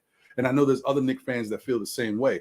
DeJounte? Yeah. Are you confident? Now, I'm not talking about his game. I know DeJounte could play. I know if he came here, he would be a good addition. A great addition. Yeah. But are you comfortable in the fact of DeJounte coming here and playing that third fiddle role, second to third fiddle, and not being the man? Because I feel like DeJounte wants to be the man. Yo, I'm going to be honest. Everybody the man on the Knicks. That's the way I look at the team now. Because if I could say Randall the man and fuck Brunson. Right. Because Randall the reason why I got here. So I'm trying to get away from that type of line of thinking. Because when the Knicks win their first championship, that's not an individual. I don't give a shit if you had a Hall of Fame performance. I think every player on that team needs to go to the Hall of Fame. That's just me. Prime example is the 70s team. 9 players from that 70s team who won the championship is all in the Hall of Fame. Multiple players from that team has also got their jerseys hanging in the rafters. So that's where I'm at with that. I'm with you on that. I just don't know if he has that same mentality, because according to whatever if they're real or not, his tweets was Murray? Murray's tweets was like, Atlanta promised me certain things and it hasn't happened. He thought he was going to be 1-1 with Trey, and it hasn't happened. So it seems to me like he wants to have a team, like he wants to be the guy. And even if he's sharing the spotlight, but he wants to really share the spotlight, and he hasn't felt like that. So I'm just wondering if he comes, because I don't care what he does. If he comes to the Knicks, he's behind Jalen Brunson. If he would have came with the Knicks, though, he would have had the opportunity to show what he can do, because playing on the wing alongside Brunson, you have so many opportunities to get yours off. You know what I mean? So I think he would have flourished, especially on the defensive side. I'll go even further. If the Knicks had DeJounte right now, Dante would have still broke the 3-point record. Let me make that clear, because he would be coming off the bench. But I think he would have get enough shots. Yeah, the Knicks would by far be the clear favorite in these if they had DeJounte right now. Right. Even with Randall down. I can see that. And the mess up that I got with Leon, that I feel like Leon owes it to me. Let's bring it back. Leon, no, not even Leon, and shout out to the Bulls, they still fucking fighting. They just won't let up. Leon allowed Tom Thibodeau to devalue RJ Barrett, which led to the Knicks trading both RJ Barrett and Emmanuel quickly for OG Anunoby, when it was reported that the Hawks wanted Emmanuel quickly in a deal for DeJounte Murray. So you could have had both of them, right? But you allowed Tibbs, and granted, Tibbs got us to the playoffs 3 years out of the past 4. Okay, cool, no problem. But at the same time, this is where I say to Leon Rose this summer, if you had that 4th guy, how much more dangerous this team would be. And then I feel vindicated saying Knicks finals a bust. Because if they playing like this without no Randy, right? I can only imagine. I can only imagine what. He's all right. He's all right. We don't need that. We don't need that. Yeah, don't ruin the day. Nah, we don't need a quick tweak in the roll. Yeah. Like, yeah, thank you, State, for having us. Appreciate you. Yeah, we out before we go crazy. Yo, yeah, that's the end of, I don't think I'll go to Queens. Ooh, I don't want to think like that. I think God is on our side. Oh, yeah. I think stuff like that would happen to us. Yeah. I think God sees what the Knicks are doing right now, what all of us Knicks fans is doing. Look, dude's writing me, bro. Yo, so this summer, because you know the Knicks, we talking past the playoffs. This summer, if you think the Knicks get Donovan Mitchell, let's put it specifically for Donovan Mitchell. There's something called the Ewing theory. I'm pretty sure both of y'all know the Ewing theory. A Knicks fan wrote me recently and said, "Yo, State, you're right about the Ewing theory and comparing it to Julius Randle." I didn't want to do that. I felt like it was disrespectful to Randle. Okay. If the Knicks got far without Randle in the playoffs, do you think that would persuade the Knicks to trade Randle? Or it would make them even want to keep him more and just say, let's add another all-star caliber talent and just see if those four could work, like a guy like DeJounte Murray or something of that nature? Well, you want to go for it? I would say, looking at this Knicks team, even though they played really good basketball and you can see that they can win games without Julius Randle, you can also see the need for Julius Randle. Today's game is perfect proof. They're looking for another scorer. If we had Julius Randle right now giving us, he could even have a bad game, give us 18, and we win this game. We out of here. We got OG. Yeah. 14 and 10. Wow. Yeah, go get him. Go get him. Go get him. Wow. Don't worry about another score, man. That man won $140 million. He got another score. What, he got 5 points? Oh, 5 points going into the fourth. Paper man. He better run hella picks. No. He just, that was it. He was just holding He's going the fourth for the quarter. Fourth quarter, you go He see. go have. You go and see. But anyway, go for yeah, I think that the further the Knicks go in these playoffs, if they get past the second round, that's all that matters. If they get past the second round, that's enough for them to say, we want Julius back here. But if Julius wants too much money and we can't get something else that we want because of Julius's money, Julius got to go. I think it's going to come down to our flexibility to bring in another player. If we can't get that player because we know we got to give Brunson, without question, Brunson's getting paid. Oh, yeah, he get whatever the hell he So if we got to give Julius that type of money too, and mind you, I see it different. Okay, hold on.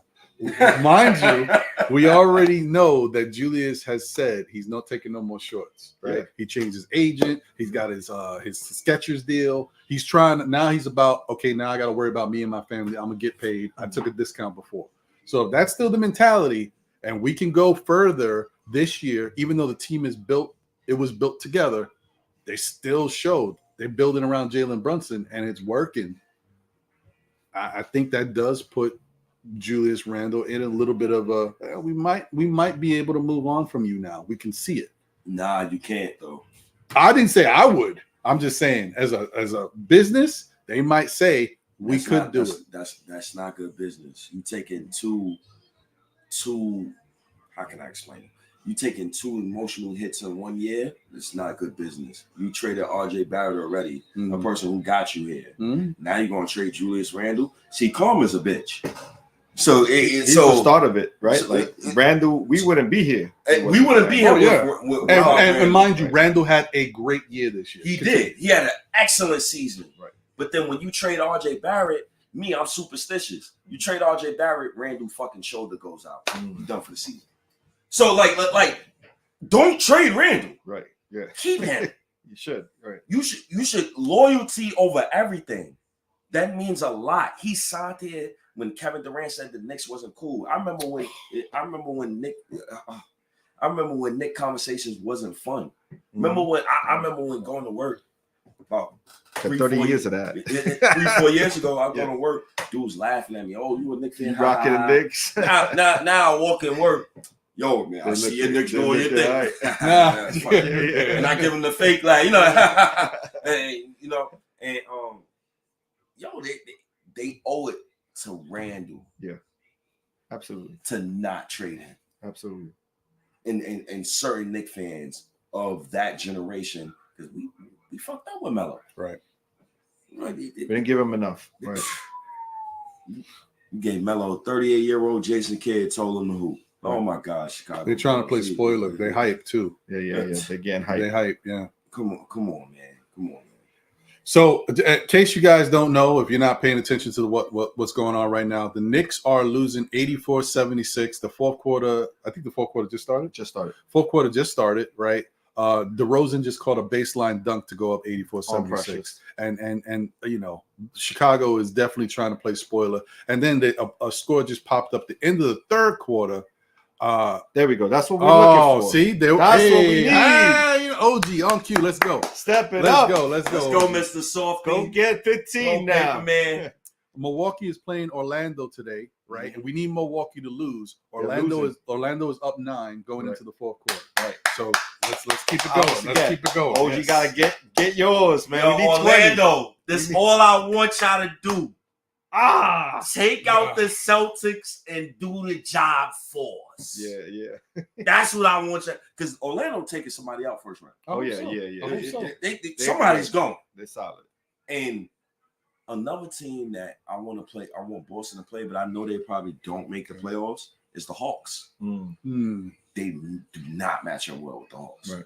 But we'll see, man. And shout outs to the NBA in general, man. This playing tournament, I thought it was going to be trash. How y'all feel about the playing tournament? I like it now. It just takes some while. You know, we're not accustomed to seeing something. New stuff don't always work, but this looks like it makes sense now. I can see, you know, the bad thing too is I feel like it kind of energizes some of these bottom level teams, because I feel like Miami took that play in and ran with it last year. They felt good after that play in. Yeah. So I like the play in. I think it's good for the NBA. I think, you know, there are teams who are, you know, early in the season, you don't know what you really got. Some teams come out, get that energy boost. Like Pacers, man, they look great in that play in. It was like, yo, it's like a juggernaut team when they were playing early in the season, but they settled down. So for whatever reason, Mitch has only played 7 minutes. Yeah. And you would think he was coming back in the game. So he hasn't played since. Yeah. So I don't know. Maybe you're not feeling, you know, something or whatever. They're just like, let's take it easy with Mitch. But Hartenstein just came back in the game. They're sitting pressures. Bogdan just shot. Oh, let's go, baby. Let's go. 84-81. 84-81 right now. Chicago's Bojan just hit a three. Chicago's up. Yeah. That shit, soft shit, man. Yeah. Yo, OG, yo. Oh, damn it. Caruso. That's a 2, though. All right. It's 86-81. Knicks got the ball. 10 minutes left in the fourth.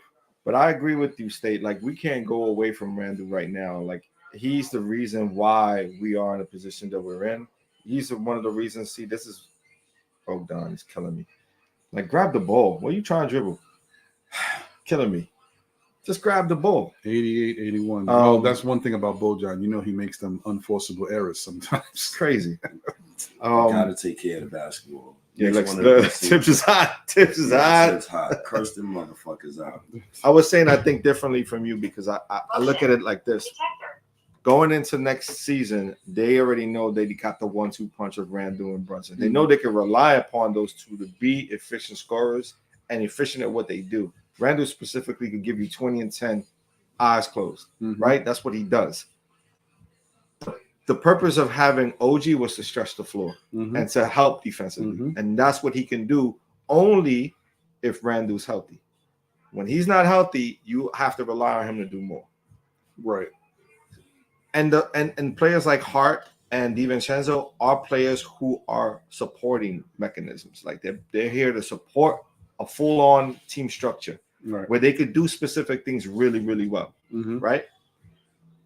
So next season, how I see it is that you're looking for a number 3 scorer. You're looking for a number 2 scorer.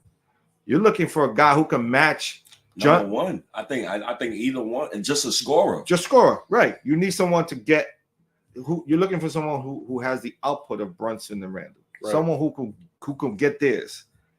Because now you have a three-headed monster. We ain't got a three-headed monster right now. We got a team of 2 quality stars, you know what I mean, who can put up numbers at any given day, but you need that third to solidify a team. Right.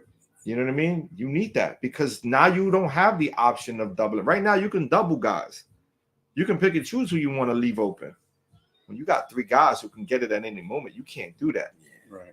So that's why I'm saying, like, you have to keep Randall and you have to go after a Donovan or a Booker or whomever can go get it. And I agree with you. I'm just what I was saying is just from the standpoint of the Knicks as a business side of it. But even personally, I keep Randall. But even that, think about their contracts. They're all up. All 3 of them. Donovan's up the same time as Brunson and Randall. True. You restructure amongst the 3. If Miami could do it with LeBron and Bosh and Wade, why can't you? You just depend. It depends on the year. You can have someone have their monies. What they call that when you go backwards, where you're not getting the bulk of your money. De-escalating. You could have it de-escalating for a couple of them, and then for one you have it on the front end. You know what I mean? Well, so you can maximize what you got. Shout out to Sim, the podfather from Nothing But Knicks. He had a show, a couple months back or so, and he talked about like a really good scenario for the Knicks is that they trade for Donovan Mitchell in the offseason, right?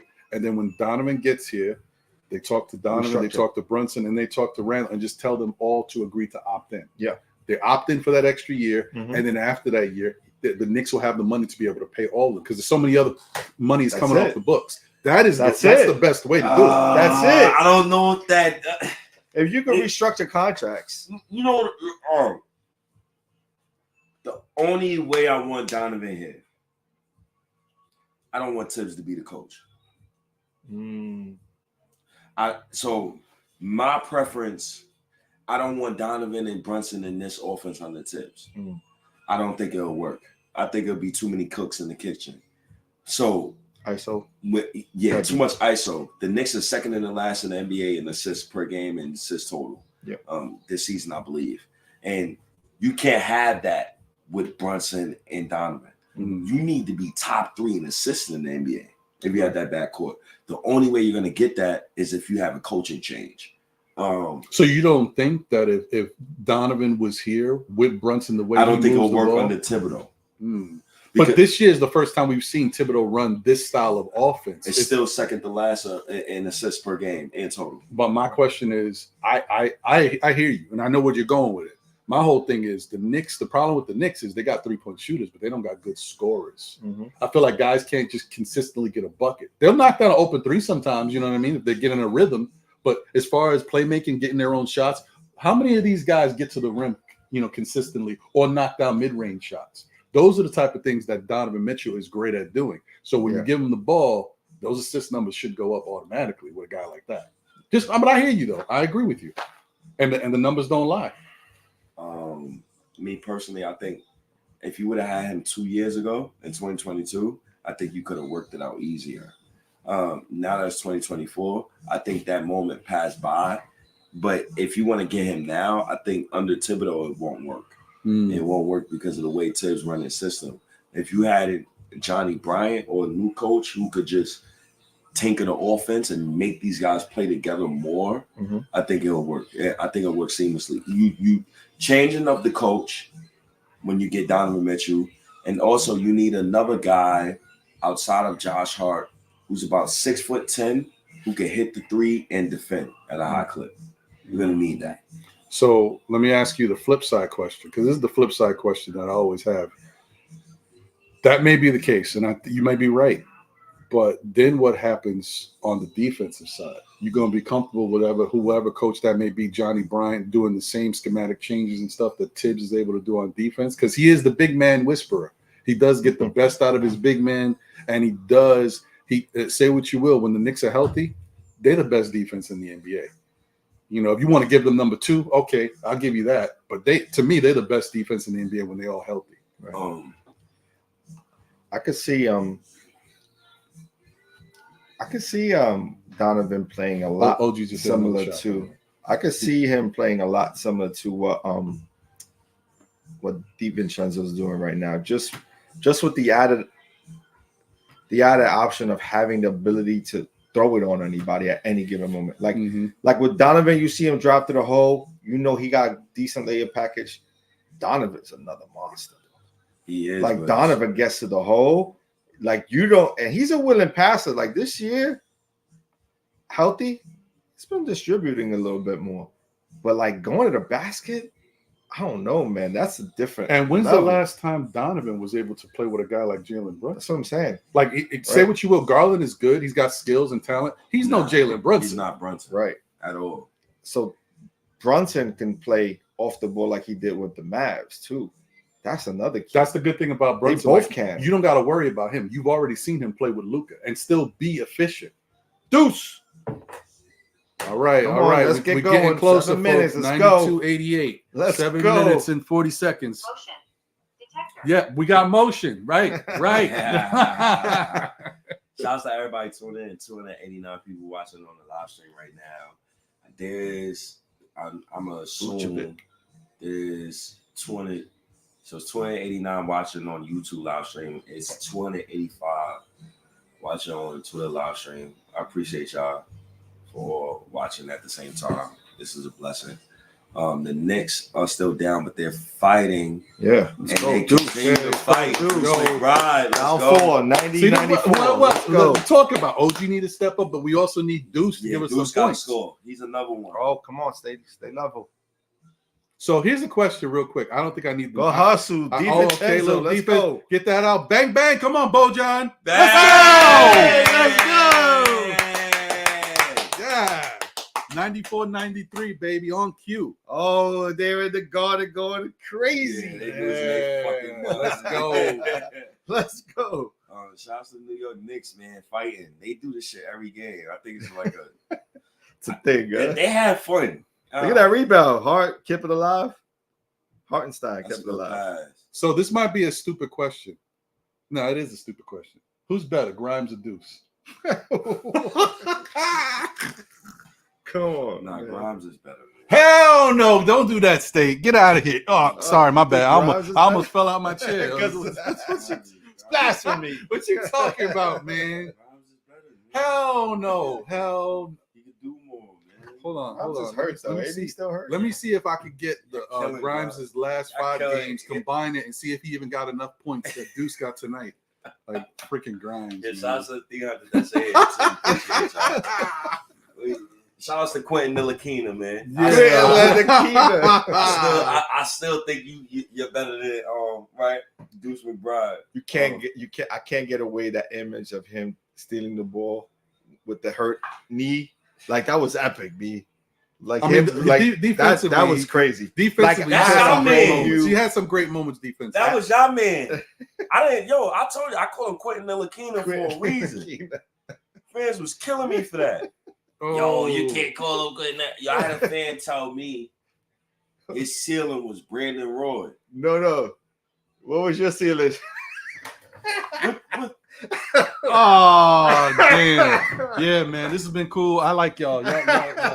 Yo, what I mean? what you say? I said he was Klay Thompson Jr.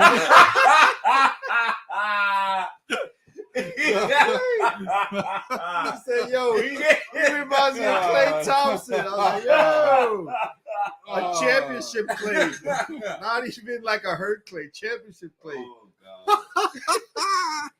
Quentin Ntilikina, man. Hey, Yo, man, listen, things happen, man. I don't know. I was sipping. It was light skin Kool-Aid. It was something. I was drinking it. It was. RJ was also what? I thought he was like a Jimmy Butler. He was Jimmy Butler light. Yeah, right? Yeah, like yeah. He can still get there, though. He can still get there.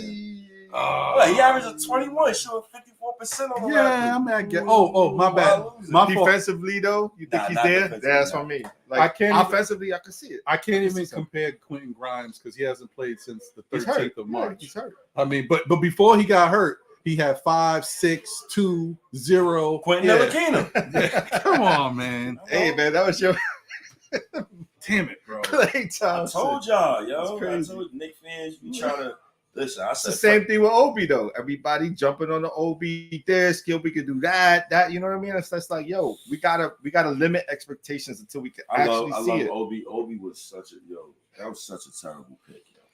I mean, you had the chance to get Halliburton or Obi, and No. you went.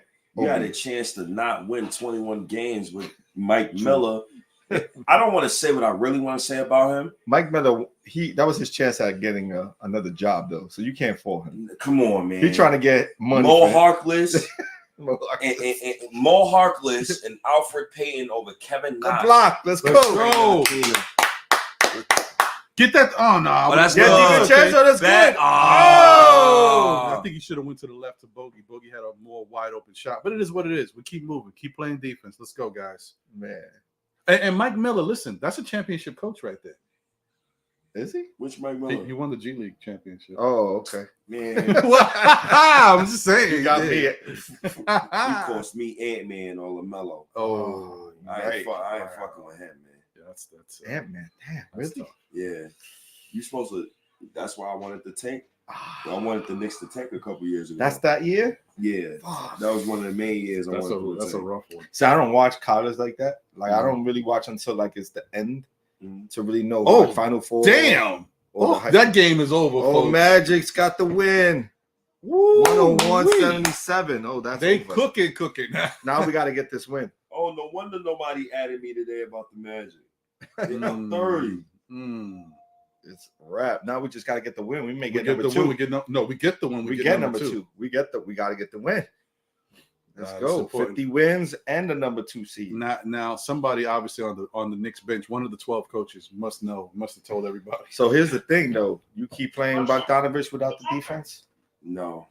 At some point, because look, right? The point is the scoring is what got us back into the game. The defense is coming. They're still getting the defense. That extra scoring we need. So you put in who for Hart?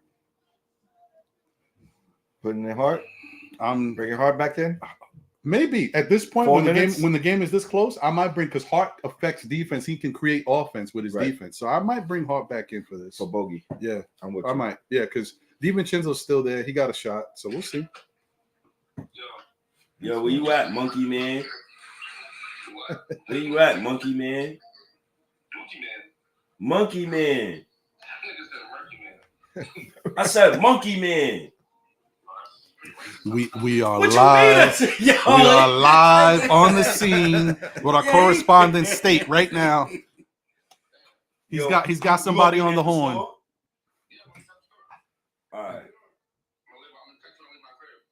right. Hurry up, Mufasa, and make sure you wear a State hoodie. All right. Thank you, cuz I love you. Bye. Anyways. Yeah, man. Shout out to Nudie 25 was good. Nudie. He said, I want all the smoke. Facts. Yeah. Adi, my guy Adi, man, he's been here for years. He's been supporting everybody. He's usually in your chats too. Yeah. You probably don't peep Adi. Oh no, a Nudie? I mean, I don't know who Adi is. A Nudie I see. That's who that is. Oh, you call him a Nudie? That's his name. I ain't calling him what I'm calling him what his name is. A Nudie? Yeah, it's a Nudie. I thought you said Nudie. No, yeah, a Nudie. What's up, man? He's like, what up, Zeus? Hey, Zeus? No, my name ain't Jesus. I'm not Puerto Rican. It's Zeus. Come on, that's a Die Hard. That's a Die Hard 3 reference. I know y'all seen Die Hard 3. Oh man, it's coming down. Wait, 5:30. Oh boy, this is where we gotta lock in, trap DeRozan, man. Can't give him that midi, man. DeRozan is cooking. Can't give him that. See, this is when you don't like DeRozan. This is his time. I don't like it. Knicks could have had DeMar DeRozan at the trade deadline, but they chose Bojan and Burt. Oh, good pass! Bang bang, bang bang! Let's go! Tie game. Let's go!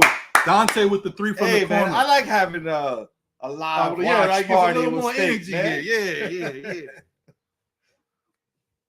Yeah. Oh, that's bad defense. Come on, guys. Yeah, man. So what's happening right now? I got the bootleg version of the Knicks game going on where it's late, and they got you right behind me just a little bit though. Yeah, we're gonna be celebrating over here. State's gonna be like this with his fingers crossed. shouts to the New York Knicks, man. I believe it's tied 96-96. Good pass. Oh, kick it out. Come on, bang. Oh, no. That's an M1. Oh, bang, bang. Let's go.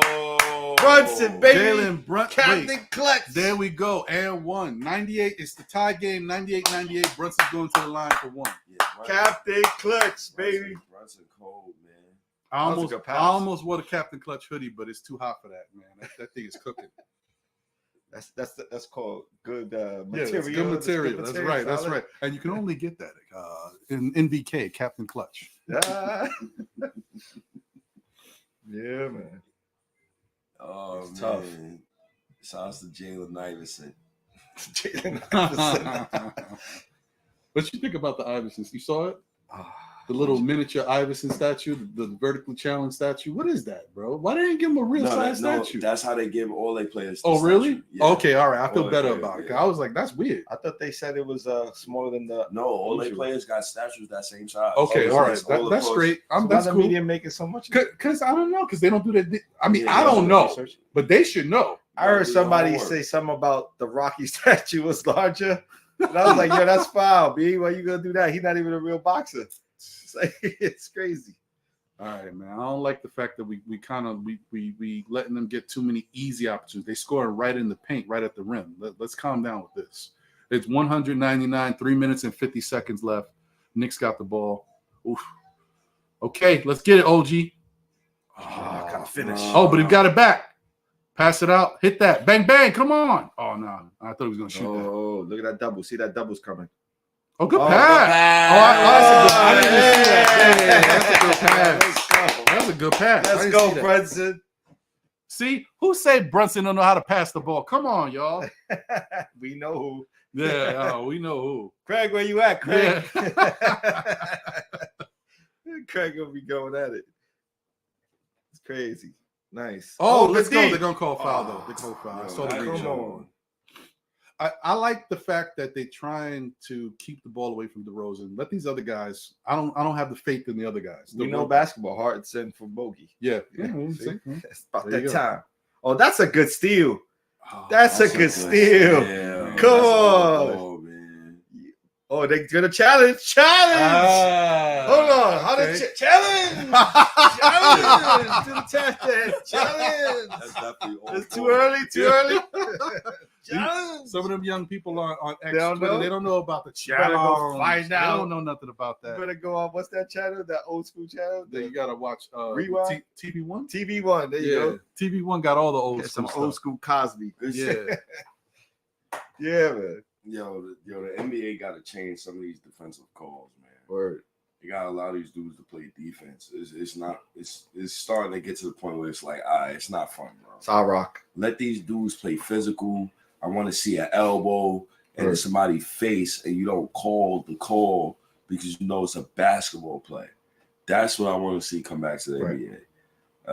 The little pity pat fouls. It's a play that even Brunson do, and I love Brunson, but this shit annoys the hell out of me. Like, this is not a foul call. When he gets past somebody, dribbles the free throw line, and just stops. Nah, And somebody goes Nick into ball, you. baby. Come on. That's not new. a. Oh no, I'm new. talking about the challenge. The Yeah, challenge. yeah, The yeah. challenge They didn't call is the it? challenge. No, not yet. They still review But it. it's like that specific basketball play is one of the most annoying I've Mhm. seen in a long time. That started with Chris That's Paul, true. didn't it? Yeah, It did, right? Chris Yeah, Paul, drop in front of him, and then Harden yeah, injected Hulk serum in that shit. yeah. That and then the swipe over. I hate that. I hate that call. Yeah. They gotta eliminate that completely and just make that a basketball play. Oh, you want a side swipe? All right, if you lose the ball, I'm not calling.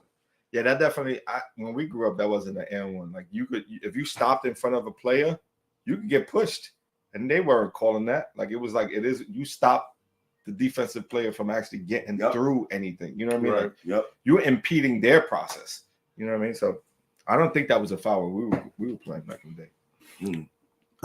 Brunson That was just just tied a the no single call. season franchise record, 36 30-point games. Yeah. Shout out to JV On the last man. game of the season. Shout out to JV. Who did he tie though? That's the question. Richie Gurn. Oh, Richie Gurn. Oh, And the challenge was unsuccessful. Knicks lost the challenge. oh, by you the gotta way. be shitting me. That was easy call right Golly. there. See, I'm putting the pressure. Damn. That was 102, whack. 101. DeRozan just hit a shot off the bank. Who they call the foul on then? Because that wasn't on OG. Yeah. Look at them trapping. Give me that. Nice Give play. me that. Okay. Give me that. Oh. Caruso, stop it. 103, 102, 2 minutes and 40 seconds left. Chicago This is with not the ball. what I wanted to see today. I know. Knicks are up by 1. It's a tough one, man. Knicks been making us, get stressed out these last 2 games. The D. Come on. Good move. Oh, okay. He scored. Yeah, damn it, man. These Bulls came to play. The Bulls have been playing the Knicks well these past 2 games. 104, 103, 2 minutes and 15 seconds left. Knicks got the ball. And they don't have a reason to be playing this hard because their position's already set, right? Yeah. I mean, it's the NBA. You got to play hard, but. Good rebound. Yeah, put it back up. Let's go. Good job, DiVincenzo. Let's go. 105, 104, 2 minutes left in the fourth. The Bulls got the ball. Biter. Hold on. Jesus. Stay got watched too. Stay, you can see? Yeah. Yeah, man. Oh, shoot. Come on, Caruso. Caruso just banged the 3 from the corner. It's 107, 105. A minute 47. Knicks got the ball. What are we doing here, man? Freaking Bulls want to play spoiler, man. Oh. Pass, Brunson gets the ball back, drives. Foul. He gets fouled. He does. It looks like he got fouled. Yeah. I mean, let me check something real quick because I'm curious. Because I think even if the Knicks lose, we might clinch the 3rd spot. I think we're locked in for 3. Because Milwaukee lost, but Yeah. I'm not sure. I got to double check. Yeah, because there's no one behind us. I mean, how close? Oh, the Cavs lost. No. The Knicks are good. I think the Knicks are And good. number 3. They got 3 locked because now Milwaukee lost. Milwaukee lost and the Cavs lost. We're So playing for we 2. straight. We straight. We got the 3. That's all that matters. The Yeah. 2 is gravy. If we end 2, who do we play? Well, I gotta see because there was too many Pacers? teams. They still have to play. Yeah. Is it Pacers and Orlando who are tied? Who are close? Orlando won. Let me check the standings now. Let me see what they look like now. Yo, shout out to the 337 people Let's go. who's actually watching on the live right now. I appreciate y'all. Tie The game. game is going on. Actually, a tie game right now. Last game of the season, Knicks is trying to get this win and hold on. Kobe White drives. He fucking makes another drive to the lane. Shout out to my cousin. He just texted me. Shout out to Chef, man. I'm gonna be in Queens. We're gonna be a story of Queens, man. We're gonna eat like mob bosses. You're gonna see a lot of spaghetti on the screen, man, when I get in there, man. So shout out to my guy Chef John. Yo, Brunson. Let's go fucking Brunson. Tie game. Brunson just hit a 2 in the paint. Game. Minute left. 109. Jalen fucking Iverson, man. The Bulls have the ball. They're bringing it up the court.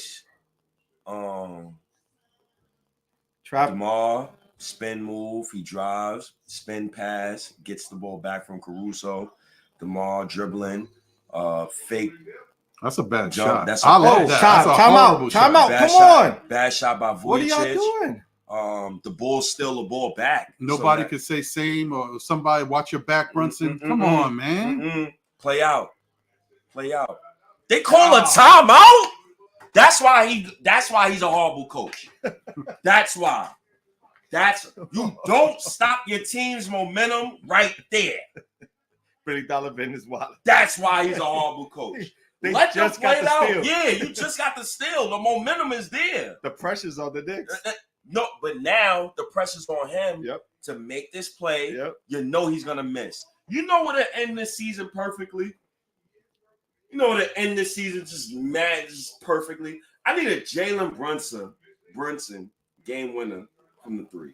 You called it. No time left on the You clock. called it. That'd be great. You called No it. time You left. calling it. That's what I need. You calling Him it. or Dante, one of You those calling two, it. You calling it. or OG. Fuck it, Calling OG. it. Let's go. Because Let's go.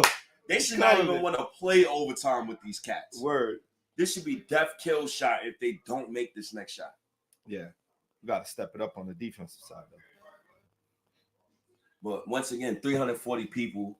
Woo. So blessed, so proud. Look at that. I love you, Knicks fans who appreciate it and show love to me all the time. Shout out to my guy Ron, OG, man. It's the Ron and John show right now. Still Knicks fans, we in the building. We here. Shout out to Ron, OG, man. I appreciate that. Appreciate him for coming through. Shout out to my guy John, man. I appreciate that for coming through as well, man. This is just such a blessing. Knicks fans, it's the last game of the season, and this being the last game of the season means no more regular season games. It's playoff time. And then we get, some time to ourselves. So once again, this is for me to y'all. Thank you, man. Thank you so much. The Knicks right now, DeMar drives. This is the best post match. up. Good defense. That's all. Yes. Let's go. That Don't be call fine. timeout. All right. Hold the ball. Let's hold for this Thank one. you. Let's hold Don't for call this one. time. Thank you. That's what a good coach do. He going. Let them play. Yo, I could have. No, but you know what? If you're gonna call a timeout in a tie game, this is the best time to All use right, that's the best. I mean, time. they should have the last possession. But Billy Donovan. No, I that was didn't a like his bad. timeout. I could agree with that. This That- timeout, I could. This you makes could more explain. sense. This makes more sense. That was good D. Yeah, that was good. really good And D. cold. That was good D. Wait, who was the guy who played good D on him? Deuce McBride. It was not no Deuce McBride. That was DeRozan and OG. Why I look like Deuce McBride? Hey, Like the Deuce? hair. It might be the hair. It might be It the have been the hair. hair. Well, yo, I'm getting older too. I might need Not for glasses. nothing, man. We watching on mobile phones, man. We ain't really. I thought that was Deuce. These is prescription. That's the reason why I can see. I thought that was Deuce. I ain't even gonna lie. Shit, they play defense the same. They both tough on defense. Shit. Mm-hmm. That was great defensive possession. Oh man, State just called it. Oh wait, called the game winner, baby. But all we need is a 2 though. So State 1 of the 3. Listen, Maybe it don't Bunty gets the matter. 2. He said anyone. I want a game winner. You want Okay, game all winner. right. Send Game this winner. shit home. Game winner. Send this shit home, man. Facts. That's what I need from the Knicks right now. Ain't no more. Hey man, State killing it on X. He's killing it on YouTube right now. Like yo, crazy. Let's go. Let's go. All right, let's see what they drew up. What we got? 13 seconds left. 13.9. Yikes. I need a game winner, man. No overtime. That's right. Listen to your coach. Tight. What we got going on here? Let's see. See what they got. DiVincenzo, ball give. DiVincenzo giving the ball in. Yep.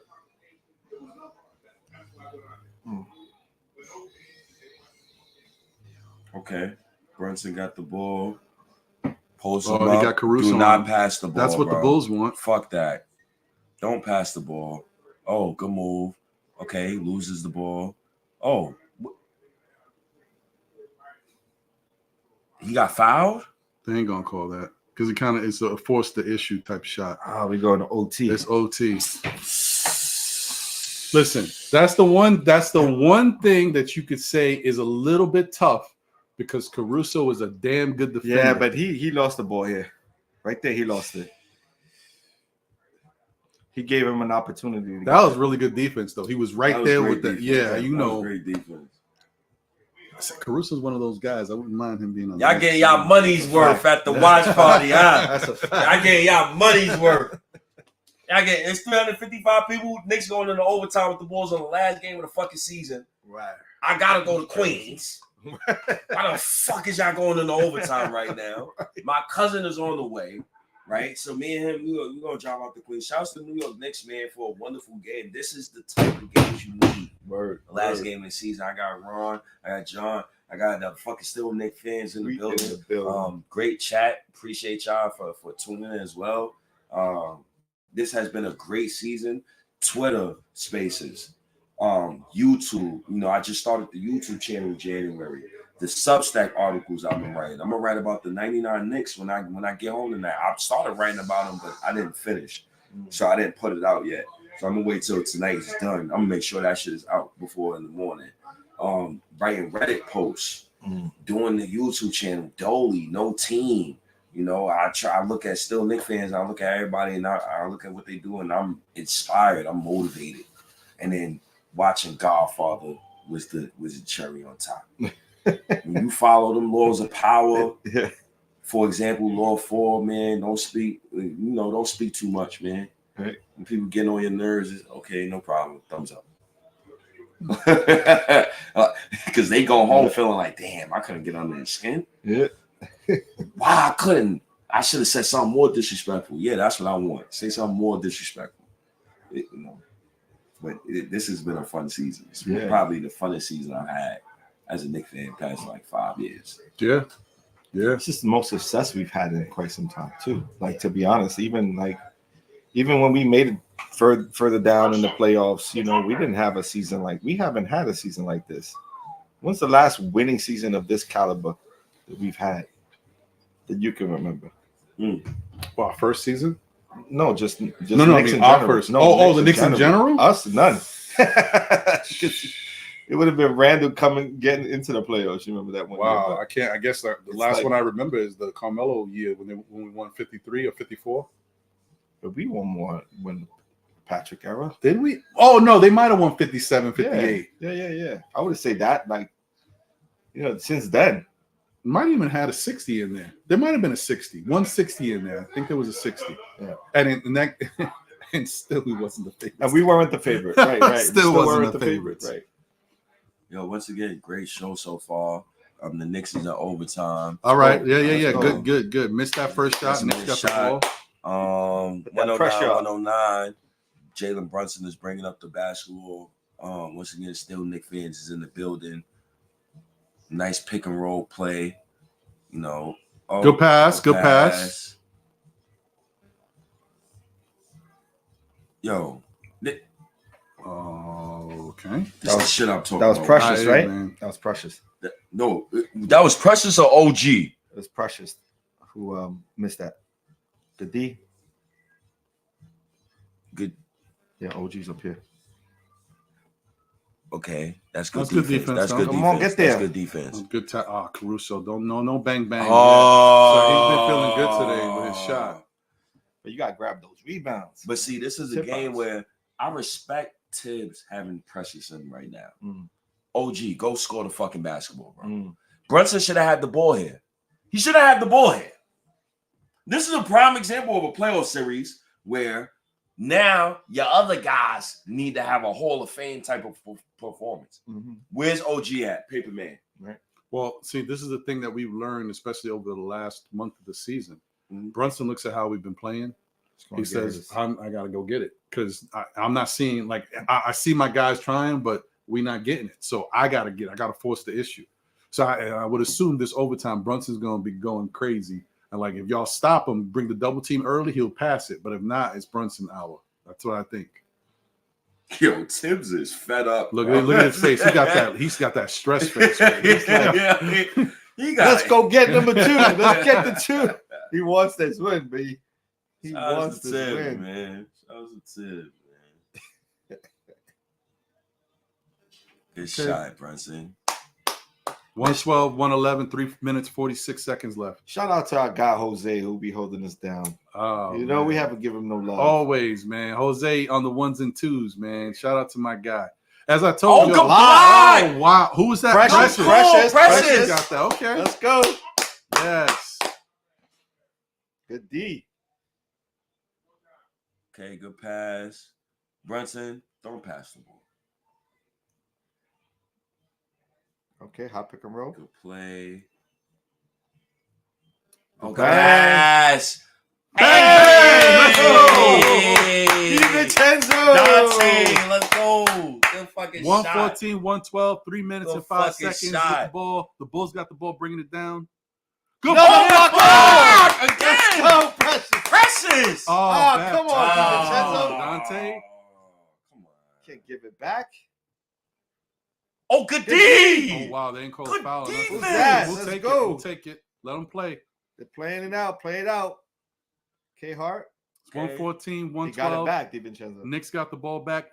Dante made up for his bad pass. He get a block on the Bulls. We got the ball back. Brunson's got the ball with 2 minutes and 30 seconds left. Hot pick and roll. Good pass. Let's go. Right to Precious on the low block. Let's go, Jalen Iverson. Yeah. Good pass, man. Nice pick and roll. 116, 112, 2 minutes and 15 seconds left. Bulls got the ball. Euro. Good D. Oh, Vucevic. No. Call the foul The before. point don't count. They called the foul before. Called the foul before. Hey, Jalen Brunson passing like Nash right there. Yeah, that's a good pass, man. That's like a Steve Nash dime right there. Oh, good block. Ooh. Oh, he missed it. Oh, he missed it. He missed it. Oh, yeah. This was the block. Yes. Oh, good block right there. Gumby that. Give me that. Gumby that. Look at that pass. Okay. That was a Steve Nash type pass. That was a good pass. That was like Steve Nash to Stoudemire right there. That's what I'm telling you. When you got high IQ players that are playing basketball the right way, if you double team Brunson, the Knicks got to make the move to the right spot. He got you. Yeah. He got you. You gotta show up. You gotta show up. Like meaning like right. You know, because you stay stagnant in the wrong spot, it don't matter. You can't be watching. You got to take advantage of that double team. Yeah, that's where you peek into the open spot. For sure. It's 116, 113. I don't know who was that. Kobe White? Yeah, Kobe White. Kobe White just hit a free throw. 116, 113. He's got another one. It's 2 minutes and 13 seconds left. Okay, he knocked down the second. It's 116, 114. Knicks are up with the ball. 2 minutes and 13 seconds left. Josh Hart is bringing the ball up. All right. Damn it, man. The pressure. Shout out to King Ribby. What's good, King Ribby? Appreciate you, my brother. Ribby is in the building. Consistently in the building. Okay, Brunson. Bringing up the ball.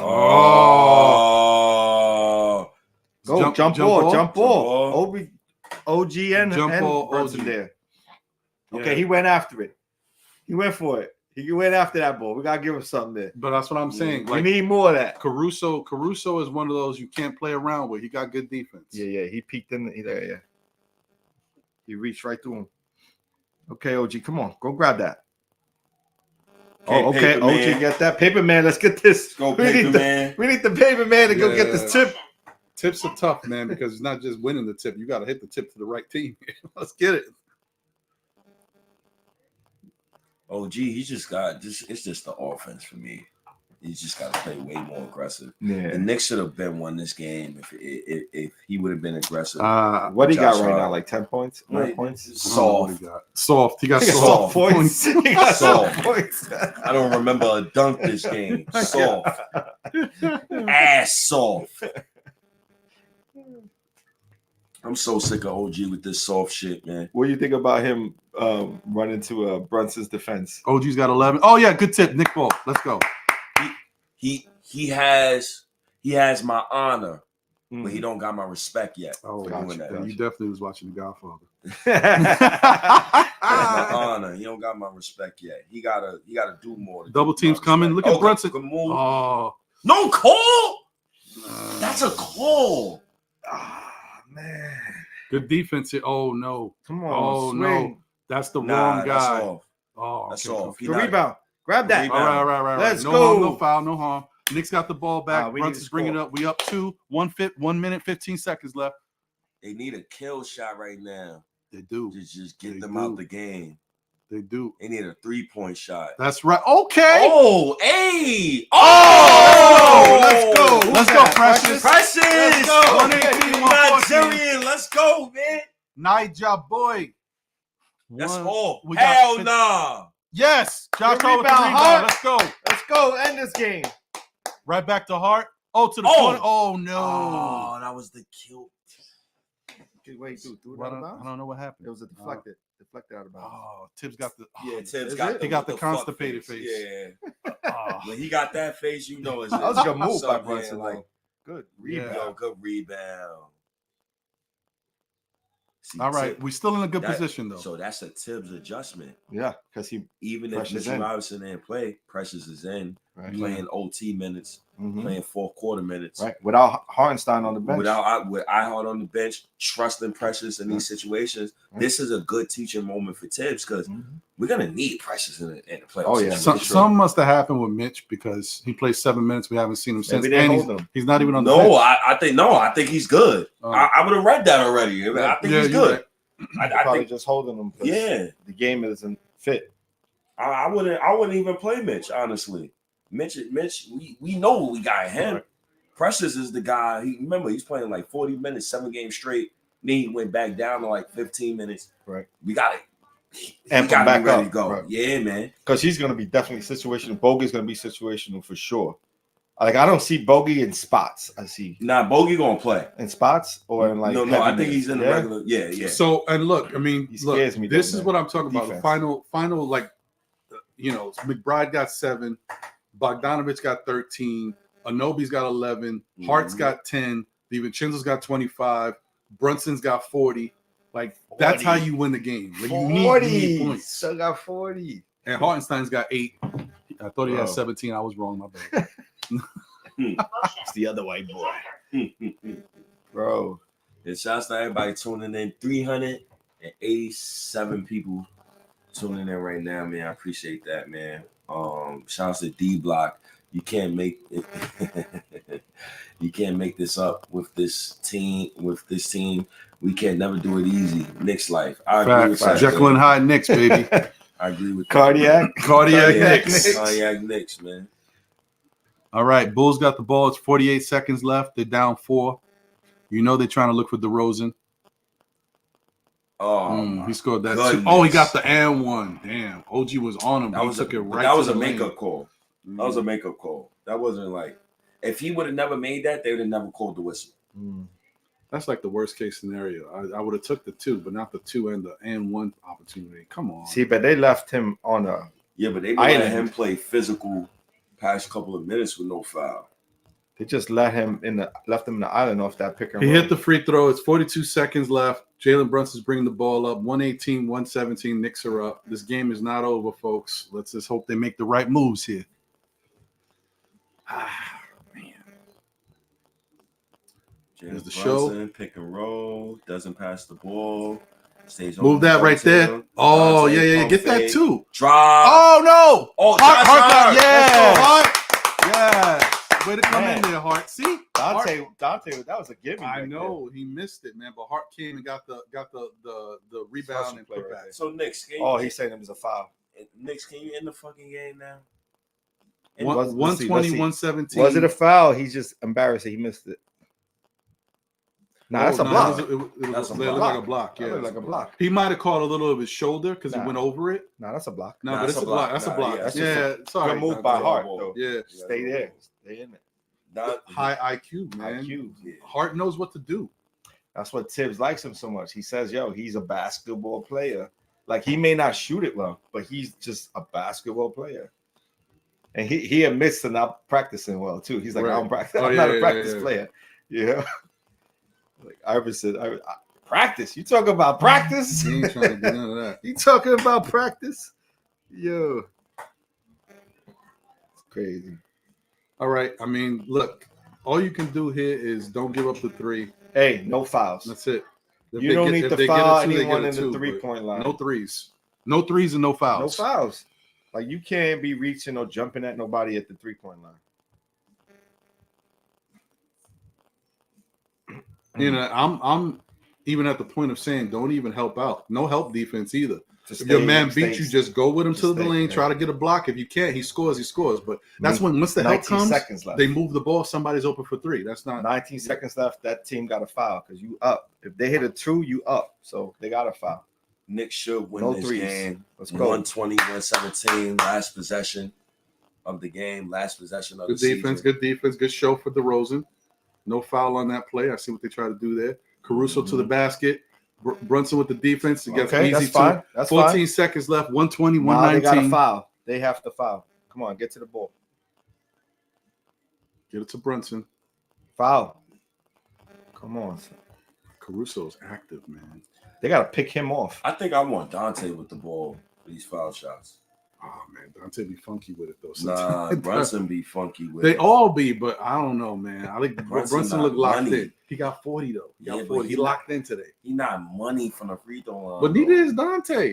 And Dante more money than You know Brunson? Who's more money than these dudes? Deuce McBride. Deuce be knocking down. I know he ain't in the game. He ain't in the game, though, man. They coming in. Why has it got to be so hard to get the win? They can't. Listen, it wouldn't be the Knicks, I guess. Oh, these dudes up now. They're trying to hike that pick. Yo, why they doing that? No. Are they checking to see? I mean, if you got it, you might as well use it. There's a chance. You never know. Bro. Come on. That's Billy. horrible, bro. That's horrible. Billy, Come on man. with the replays. Come on with the replay bullshit, man. Come on with that shit, man. We don't need that, bro. Yes, That we don't need that. This is what I understand when it comes to like inbounding the ball. Like, don't you know you gotta pick off their best defenders? Right? Like that should be like 101. It's like, especially in inbound plays like this, crucial parts of the game. This don't make no sense. Pick man. them off. Run off like Reggie Miller used to. You know what I mean? Like crazy. What we gonna do, Knicks fans? What we gonna do? They gotta make it tough. Once again, shouts to everybody who's tuning along and is watching along. Last game of the season, 399 people was in here. Such a blessing. I appreciate that. The Knicks won final possession. Knicks is up 120 to 119. Such a good game. The ball was fought back inside of this game. Get the fucking ball inbounds. And they called some bullshit on Josh Hart. Come on, son. Josh Hart lost the ball off. Come on. Josh Hart is a fucking asshole, man. Come on. Catch the rock. Oh my Lord. My God. Yo. Come on, son. Yo, you can't make this up, man. You can't make this up. And who they gonna give it to? Obviously, Mr. Dagger, Mr. 2-point shot. I don't know what you do here. Precious is on him. Right? Who's that? Good defense. So, Okay, grab Nick that, got the hold rebound. It was Brunson. I was All okay. right, 2 great. minutes, 2 seconds left. all right, game That's over. good Then D by Precious, Game over. man. Game No, the that was fuck OG. over. That was OG or Precious? I think it was OG. Game the fuck We'll over. see. I don't know. Who that? That's Precious. Oh, that's B. Precious. I told you. Okay. Number 5. Well, you know what? As we've said before, good D. Precious plays good defense on Good D. forwards and guys smaller. Look than at us, that. the Hands bigs up, to get hands charged up, with it. and good contest by Great DiVincenzo, Great too. defense. Good contest. Shout out to Precious. go. Okay. All right. Precious and Devo, boy. Let's go. Come on, Oh, you wait. got to inbound the ball there was now. no foul. Let's just get the ball in. Timeout. Time out again. Come on. Oh, this game. This is a nail biter for real. Yo, oh my God. Yo. Only on SNYK Podcast this happens, baby. You see this live, man. Word. A state of craziness right now. We're going nuts. When shots to New York Knicks even making this an entertaining game. Yeah, the last man. couple of games has been entertaining. See, they're killing us. They want to go down 20 points. I know a couple people who said, "Nah, I ain't watched the second half." I bet you did, motherfucker. Right. When it came back. Yeah. This is not what I expected. I No, wanted to see a didn't- blowout. I didn't want to man, see a I close didn't think game. this is- Well, the Bulls is telling you, look, the Bulls have some fight in them. They had a really bad season. They didn't want to go out like this. But I wish it wasn't against the Knicks. Do that against somebody else. Word, man. Trying to get that 2 seed. Let's go. Man, everybody pins and needles. Look at it. But it's a good stress. It's a bad stress. Yeah, but with nah, at least, they no, look- they look worried, at least man. we're winning. At least we winning. And we got the ball. At least we winning with the ball. Guys, that's right. Pay attention. Hold the rock. Don't be dribbling off your foot. Don't do what I did. Learn from me, kids. Word. Catch that rock, man. Oh boy. Be careful with the screens too. These refs be calling them all types on, of man. stuff, you know. Yo, no Slater, jinx, man, what's no good, jinx, man? No jinx. What's good, man? 422 people in here, man. Appreciate y'all, man. What's that? The Bulls hit it. The SNYK ball still. Yo, bro, come on. I don't care because more time came off the clock. throw It's a the minute- ball it's in a- the air, bro. It's 1 Like second, the word. 1.2 seconds. If I caught the ball, I'm throwing it in the air. I've seen college heaves. I don't want that. What is that? Okay. That game It's over. That's what over. that is. Fuck the Game game. over. Let's go. Yeah, game over. Jesus Christ. Let's go. Wow. The agina. It's right here. It's up to Yeah, here, man. yes. The agina. Yes. Shout out to the New York Knicks, man. Spectacular season. All right, we did it. 50 We burger. did it. 50 We hit the burger, 50. baby. Win. Let's go. What? Oh, Give y'all a round of applause. 50 Good burger. energy. 6 games in a row. The 2 seed. Let's go, baby. New York Knicks. shout out to the New York Knicks, man. Such a wonderful season. They got more wins than last season. A little progression. They would have had 60 wins if Randall was healthy. Probably. Right? Yeah, not probably. No, they easily. They there. Easily. They did. If Randall would stay Stop healthy. the negativity. My bad. Easily. My bad. This is the reason why I said finals a bust. Because I see this easily. But they got 50 wins. They had 47 wins last season. They got to the second round last season. They've been progressing every season. Dante DiVincenzo, who's rightfully so, doing the post-game speech. He's been great this season. First season as a New York Knick. Exceeded expectations. Broke the three-point record. Has multiple nicknames by the Knick fan base. Leon Rose, you showed up. Jalen Brunson, shout out to him. Historic season. Top 10 second round pick of all time, in my opinion. I already wrote about that on Substack. Top 3 Knick point guard of all time. Top 5 Knick player of all time. Should be first team All NBA. If he gets the Knicks to the finals this season alone, he absolutely is going to be one of the historic greats. So that's all I got for this season, man. Thibodeau, great season, great coaching. Leon Rose, great team building. We took a couple of mental hits as far as like trading RJ and the kids, but this is what you got. Right. 50 wins going into the playoffs. We have home court advantage. Yes.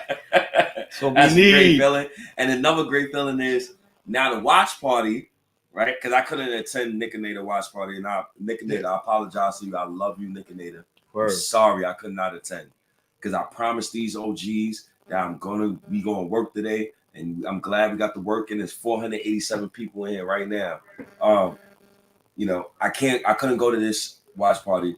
The next watch party during the playoffs, yeah, we gotta go. I'm in there. And I'm coming with the garbage bag. I already told my man Mike, we coming with the garbage bag. I got about 6-7 hoodies in there, about 20 t-shirts in there. We got the garbage bag ready. So don't worry about that. I'm gonna shoot at the Ron and John. And once again, this has been a great fucking pod. I gotta go to Queens and shit to go rock with Chef John. But this pod right here, it means a lot to me to have Ron in a place where my grandfather he built this fucking liquor store since the 70s, and my pops just recently passed away, and I just try to show as much love as I can to the Knicks community, and thank you once again for coming in my space, and y'all feel comfortable and coming to Harlem and just ingratiating yourself with people like me who talk the way they feel. Yeah. I think objectivity wins out. And shout out to Knicks management for allowing Anthony MSG to come, because they got to sign off on shit like that. That's a fact. They got to sign off on everything. And for them to do that, that means that we have something going on here. So, and especially as minorities, right? We don't get this fucking opportunities the way, how it was back then as opposed to now. So, us being minorities and us being in this space, I think it's great, man. So once again, man, I thank you both, man, for coming through and just, being a part of what I'm trying to do, man. Yeah. Thank you. Great, man. Appreciate you. No doubt, man. Thank you. Listen, man, I'm just happy for so many different reasons. I'm happy to get up every morning and be able to be there for my family, to rock out with my boys and my crew. And also to be a part of this Knicks community, to share in the great stuff that we got going on. It's I can honestly say there's been other moments, other years where things have looked really promising, but I've never felt the way I feel right now because of the fact of the team, the way it's going, the community, the way it's building, my understanding of basketball, what I'm witnessing in front of my eyes and seeing the growth. And just being a part of everything we got going on as a Knicks community, being able to share in a podcast space with all these fine folks and being able to chop it up with my brother on a consistent level, my guy John here doing Still Knick Fans.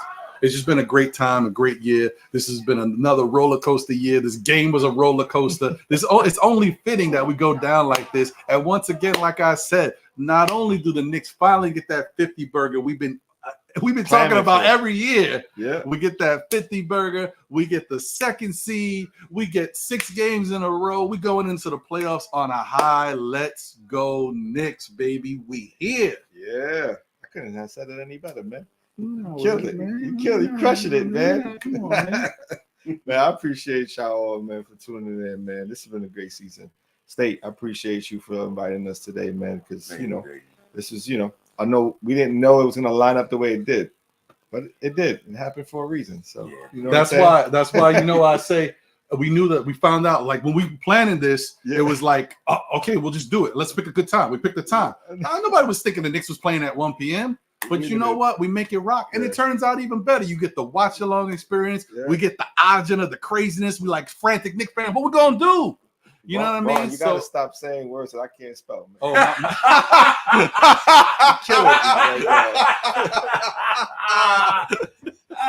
I'm just a Brooklyn boy, bro. Don't make me sound like the Island Boys. I'm just a Brooklyn boy. Come on, man. Continue, my brother. We got 562 people in the building as we wrap up. We here live in State's liquor store right here. This is called what? Fred's Wines and Liquor? Yep. Hey, all right. Yo, man, I'm telling y'all, man, up here in Harlem, baby, we here. There's a reason why he needed to be doing podcasts and all. You see this guy? He's all cute, man. This guy got it. Shout out to Coach Sai. I see you. Yeah. Shout out to everybody who's tuned in. With that said, I think the last thing that I'm gonna give y'all before we get out of here is, for me, to all the Knicks fans that's watching, man, love your family members. Try to support everybody who's around you. Make sure that you check on your family members. Make sure you check on people who write you on a day-to-day basis. Make sure you check on them and see if they good, because you never know when you might need them or they might need you, right? You probably need somebody a year from now, and they can say to you, just like how Godfather told homie at the beginning of the movie, bro, you don't even check on me for a cup of coffee. Facts. How you checking on me now when you really need something, and you don't check on me on the rest? So really check on your people and check on your family members, man, and make sure everybody support everybody, man.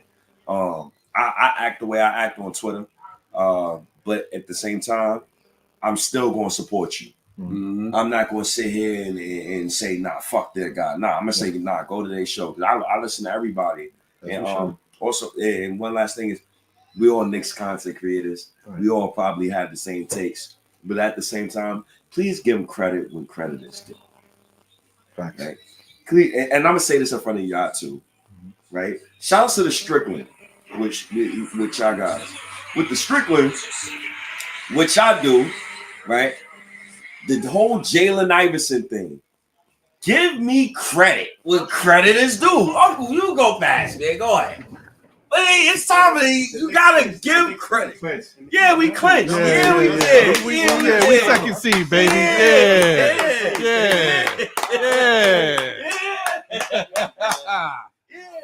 So now it's fun to be a Knicks fan. It's fun to do Knicks content, man. But just give credit when credit is due. I don't want the credit though. That's the funny part. I don't want you to give me props, because whatever take I give, that's your take too. But just make sure behind the scenes, yes, they said that. That's all. I don't give a fuck about having the credit. I don't give a fuck, but this not even my pod today. This is their pod. I don't give a fuck. I don't care. Modest. Yeah, I don't care. I don't care to talk. This is their pod. This is not my pod. Whenever I go on a Twitter space, I tell Knicks fans, this is not my Twitter space. This is y'all's Twitter space. The only way it becomes my Twitter space is when y'all not being entertaining or saying some bullshit, or we all crying at the same time. With that said, man, this has been great. I want y'all to plug in what y'all gonna be having for the next few weeks. I will try to have these two gentlemen pull up to the watch party. I will make sure they pull up to the watch party. I will make sure Lloyd Banks put up to the watch party, because he's been pulling up to the Twitter spaces. He's been actually talking on the Twitter spaces. So he's definitely going to pull up to the watch party. Monica McNutt, she has to pull up to the watch party. Anthony MSG, he definitely going to pull up to the watch party. So we're going to have fun. It's good build. And if that said, man, it's up to y'all, man. This ain't my show no more.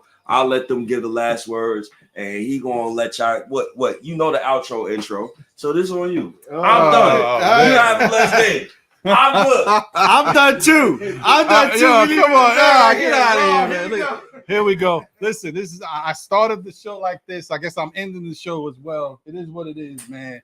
Appreciate y'all. Thank y'all for being here and rocking with us. This is another great show. Shout out to State and family for allowing us to be in this space with him to chop it up, enjoy ourselves on this great day, watching this great victory. It was a nail biter. We got through it though, and as we talked about in the end, we came out victorious on top. Nobody could have predicted throughout everything we went through. Mitchell Robinson missing 52 games, right? Julius Randle hasn't been here since January. You know what I mean? OG played 23 games as a Knick. Come on. And we win 50 games. We get the number 2 seed, 6 games in a row. We about to get into the playoffs with home court. Let's go, baby. Come on, man. Let's go. Anyway, shout out to the chat. Delusional Nick, I see you. That's a wild name, but I see you. Rolling Chestnut in the building. But I want to also shout out my guy, Phil Porto. Appreciate you, man. Morning Brew Sports and the crew. Appreciate all y'all, man. What up, Phil? But we out of here, y'all. You guys, let's go Knicks. Let's keep rocking, man. Keep supporting each other. We got 648 people in here, baby. Let's go, baby. Let me say it. And we wasn't leaving right now to be 1,000 in here, baby. Tell you something. It was. I will say, listen, man. We gotta end this, right? Because I gotta go to Queens. Chef, I'm on my way, baby. Don't worry. We're gonna be eating Italian pasta this afternoon, man. But it's been a great show, man. Once again, man. John, appreciate you, man. I love this, all this blessing and stuff like that, man. We gotta show love. We gotta make sure that you support Black business as well, and we also gotta make sure, as a minority, we gotta support other minorities and make sure we don't down each other. We have to stop doing that shit on Knicks Twitter. If you're a minority like me, please, we could talk about it in a DM. There's no reason why we not sharing each other's stuff after this moment. After a season like this, facts, a minority, and you seeing and we know the other folks, those my guys too. You know those my guys, but I'm talking minority, Spanish, Black, and whatever you come from. We gotta support each other more. Facts. When we do, we eat together. Everybody get rich together. I don't want to be rich.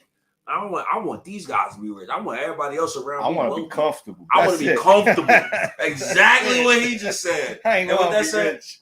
I see y'all in Queens later on, man.